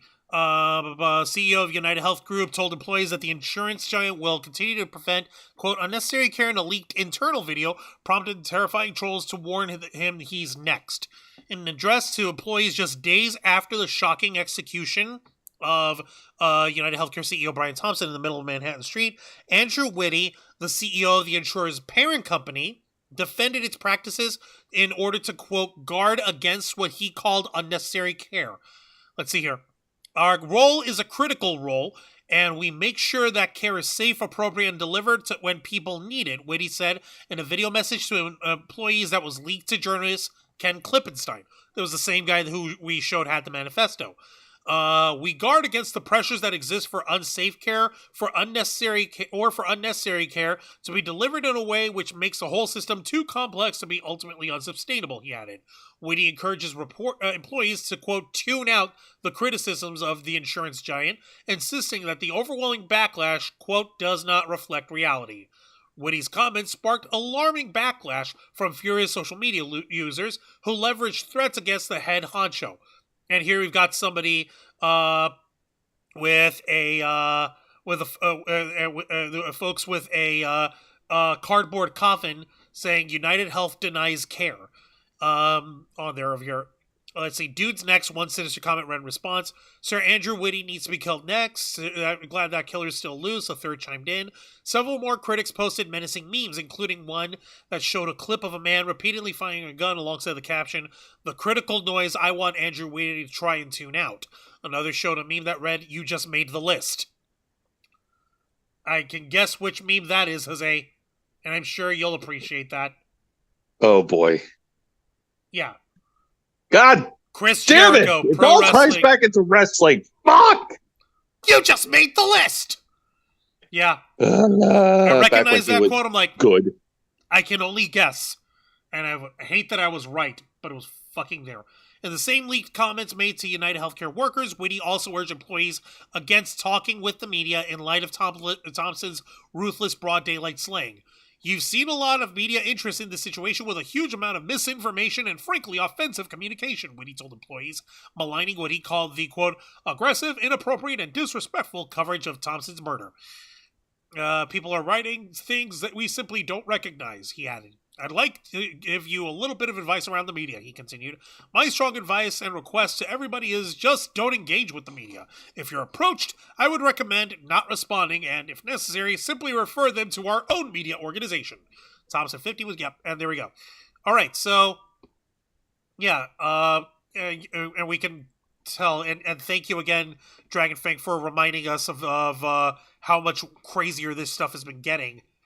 Even after, I think it's only going to get crazier. Yeah, because this shooting last week, like, it's causing a ripple effect. It's emboldened people who think that that all it's going to take is killing all the CEOs. But here's a problem.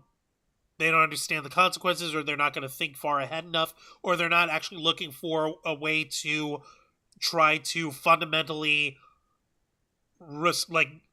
repair or reorganize our healthcare system in a way that would actually be beneficial to everyone, which would actually be a much better solution in the long run. And the reason why is because, as everyone knows, you know, the CEOs like that, folks who live in the stratosphere where hundreds of millions of dollars a year is just business as usual for them, and they don't give a damn, clearly, from that quote that this guy Whitty made, that fucking, what do you call it, that they live in a completely different reality from us. They're going to be able to, like, replace anyone in their structure, or they're not going to, or they're going to fight any kind of reform in healthcare at every turn because it would take away from their profits. But we have to find a much better solution than just murdering these guys left, right, and center, no matter how satisfying it may feel. As much of a pain in the ass as it is. All right, I'm going to go ahead and let you go to bed here, Dragon Fang. I know you got work in the morning. And say hi to Zayana for me over there. Go the fuck to sleep, everybody. All you over there at Zayana and Dragon Fang's house. Go the fuck to sleep. I mean it. You're grounded. Go to bed. Make us. Yeah. I won't save you any ice cream cake then. All right. Good night, Dragon Fang. I'm joking. Yeah. All right. I'm saving Bye-bye. it. I will save it, and I'll see y'all Saturday, okay? Okay. Much love. Go to Bye-bye. bed. All right. And Jose, how about you? Final thoughts here? All right. Wow. So that last piece of information definitely changes things. Yeah, no. Oh boy, I feel like this shit's gonna. I feel like this shit's just gonna is the start of things going completely off the rails. Like, it's gonna get worse before it gets better. Now that the shooter has inspired people to take up arms against the corporate CEOs and remind them that they're not, and to remind them that they're not invincible. Like, if a guy like the shooter could get away with offing them in broad daylight, like, who's to stop anybody else who will try the same thing? And you're right. And like you said, they don't care about they don't know about the consequences, Or they don't think ahead enough of it. They don't think ahead, or they don't care. It's definitely going to get worse. Judging from what we've read, like there's already fucking wanted posters out there, for goodness sake. Jesus, like it's going to turn into the freaking Wild West or something. I wouldn't say that, Jose. Those wanted posters have since been pulled down by authorities and shit. But here's the thing.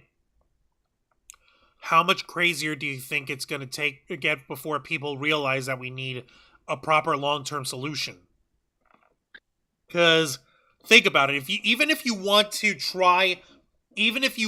for the sake of argument, if you wanted to argue that yes, murking every single millionaire and billionaire CEO in the healthcare industry and murking them and wiping them off the face of the planet like much a greasy stain off of your kitchen counter. As satisfying as that might feel, what about the next person? Or the next person after that? Or anyone before that? It's going to be a bad chain. It's going to be a chain reaction of events of people taking these kind of actions and going into further extremes where it's going to be like, you're either with us or you're against us, and if you're not with us, then you're against us, and we have to kill you. Yeah, the whole solidarity shit. Like, well, for the record, I'm no snitch, and I have no love for these motherfuckers in any way, shape, or form.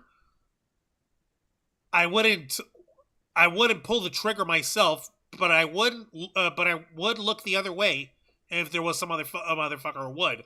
But that's only because I got no love for especially how these guys, by the dint of them using shit like a crappy artificial intelligence with a 90% fail rate, with a 90% fail rate that ended up denying coverage and increased coverage denial by 32%. You remember that? Because we brought that up. I remember us talking about it on Saturday. Yeah, that was stupid.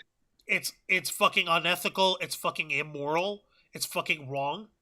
So at this point, it becomes a matter of what kind of killing is legal, what kind of killing is allowed.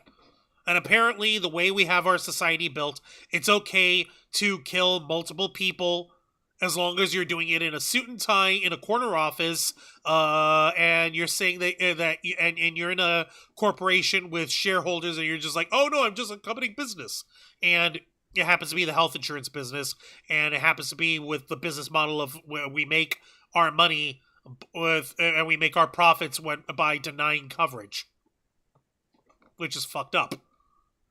And I don't care who you are. Like, everyone has had a fucking health insurance nightmare story, or has family or has friends who'd had these same kind of health insurance nightmare stories, and it's going to be a hell of a time to try to have any sympathy for what's his face, Brian Thompson.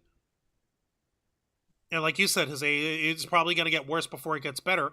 But what do we want to try to do in the meantime? What do you think ought to be done? Or rather, what kind of suggestion would you put forward?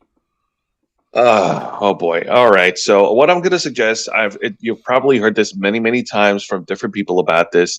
Of course, assassination is not the way to go about this. The only way, the right way to go about this is to get people together, get people organized, and start like, I don't want to say like start a petition, but like, start a petition, start a movement, and find a way to bring our collective concerns over to these corporations, doing it peacefully and diplomatically, and instead of going out and doing what the guy did. Like I said, that's my solution, but you've heard this solution from so many different other sources. Jose, to which I would say, unfortunately, I'll tell you why that solution wouldn't work.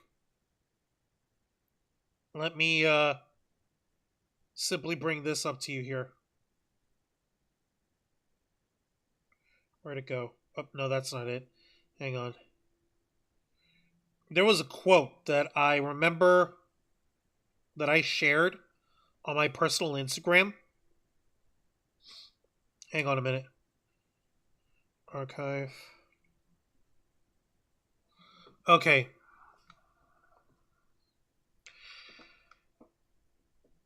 This is what's up, Jose.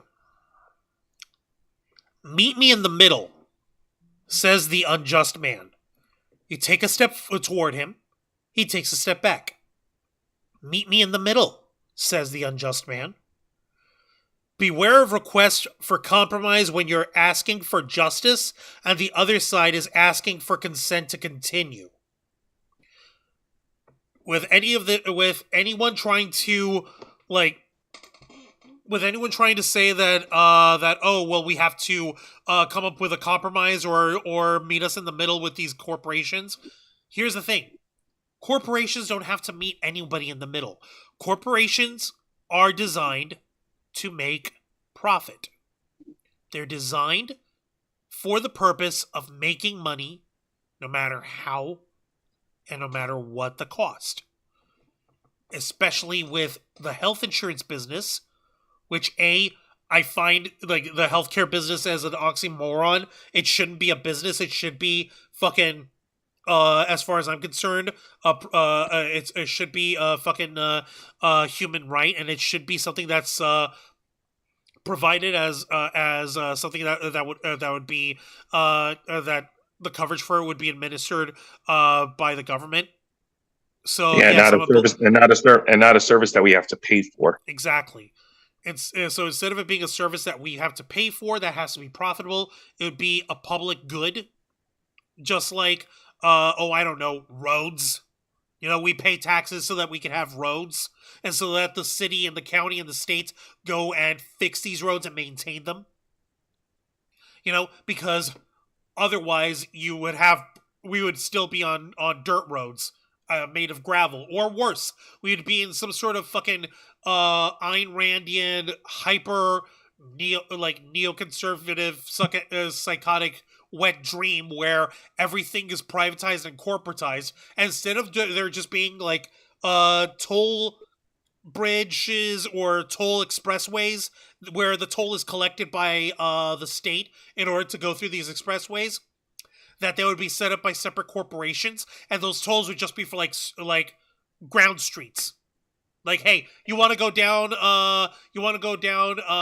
Pennsylvania Avenue? You're gonna have to pay the toll of $9.99 to Road X, the newest thing from Elon Musk or whatever the fuck. Ugh. You know? Yeah. Like, the discussion of this has to be, we need a radical change away from profit-based and profit-generating in like profit-based healthcare and profit-generating healthcare into healthcare being a public good. But the one thing that we can agree on is that like crazy radical acts like shooting someone, like attempted assassination, would only set This that. wasn't attempted. It was successful. I mean, successful, whatever. That kind of thing would set us backwards. Or it could be the kick in the ass people need in order to get the conversation going properly. Like I said, there's a lot of people who are lionizing this guy. Everyone has some kind of horror story one way or another when it comes to healthcare. And there's no denying that, regardless of how you feel about this guy, the actions of the shooter have spurred discussion regarding the healthcare industry and regarding how much of an utter failure the healthcare industry is here in America, and how we need to have an incredibly drastic transformation of it in order for it to be something that could be at least fucking respectful or respectable in our world, in our society. So what the fuck? Precisely, yeah. Right, so Well, so those are just our thoughts and opinions on that so far. Jose, why don't you go ahead and let everybody know on what we can expect on tomorrow night's edition of Wrestle Rewind? For tomorrow night's edition of Wrestle Rewind, which is every Thursday night at 10 p.m. Eastern, right here on YouTube and Kick, join me and my tag partner, Mr. Juan Rouse, as we review 3 of the most exciting pro wrestling programs in North America today: WWE's NXT, AEW Dynamite, and TNA Impact. For tomorrow night's edition, we're going to continue with our format, which includes our review of this year's annual TV special of AEW Dynamite, Winter is Coming, which is main evented with Mariah May. Which is main evented with Mariah May defending the AEW Women's World Title against Mina Shirakawa, and we'll also be reviewing the main event of this year's annual pay-per-view event, NXT Deadline, which was on Saturday, December 7th in Minneapolis, Minnesota, at this venue called the Armory, which is still a cool name, and we're going to discuss the main event of the Women's Iron Survivor Challenge, which features 5 participants in a 25-minute time limit. And whoever wins becomes the Iron Survivor and challenges for the NXT Women's World Title, which features the Dark Angel, Stephanie Vaquer, which features Zarya, the crazy Australian powerhouse, which also features Sol Ruka, the surfboarding acrobat, high flyer, Ren Sinclair representing North Quarter Catch Crew, and the beautiful madness that is Julia. And we'll have more for tomorrow night. All right, Joseph, I'm going to let you get the hell out of here. You go on ahead and go to sleep, too. All right, not a problem. Thank you very much for having me. Have a good night. And folks, have a good night. Thank you for watching. Remember, please be mindful of where you get your news from. And remember that at the end of the day, that we're all human beings. And that healthcare, as Juan so eloquently put it, it is a human right. Appreciate it, Joe. Go to sleep. All right, no problem. Right. And that was Jose Casabona, the head of the Ravens flock here.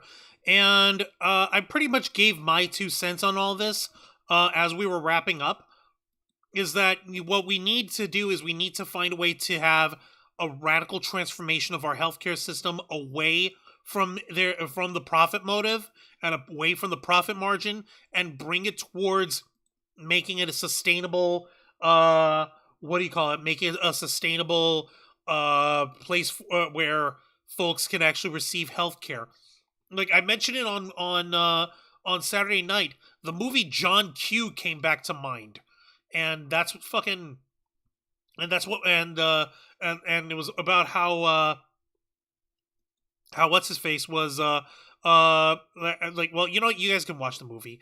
Denzel Washington holds a hospital hostage in order for them to do open heart surgery on his son, who was dying and all that. And yeah, and even then, everyone in the jury there, they ended up acquitting him of like almost every charge except for the kidnapping and everything. So he ended up serving they sentenced him to like 2 years or something in jail or something. I don't remember what it was, but the point was that was a really crazy movie, and that's not something that folks ought to be dismissing in any way, shape, or form. Because unfortunately, it's something that was. Because unfortunately, that's something that's being reflected today in our day and age, where people are resorting to drastic measures just for their healthcare, just to survive. And yeah. We're going to make sure that however this story unfolds, you better believe that we're going to be discussing everything here. However you feel about this, however you feel about the suspect, however you feel about the healthcare business, I'm telling you how I felt.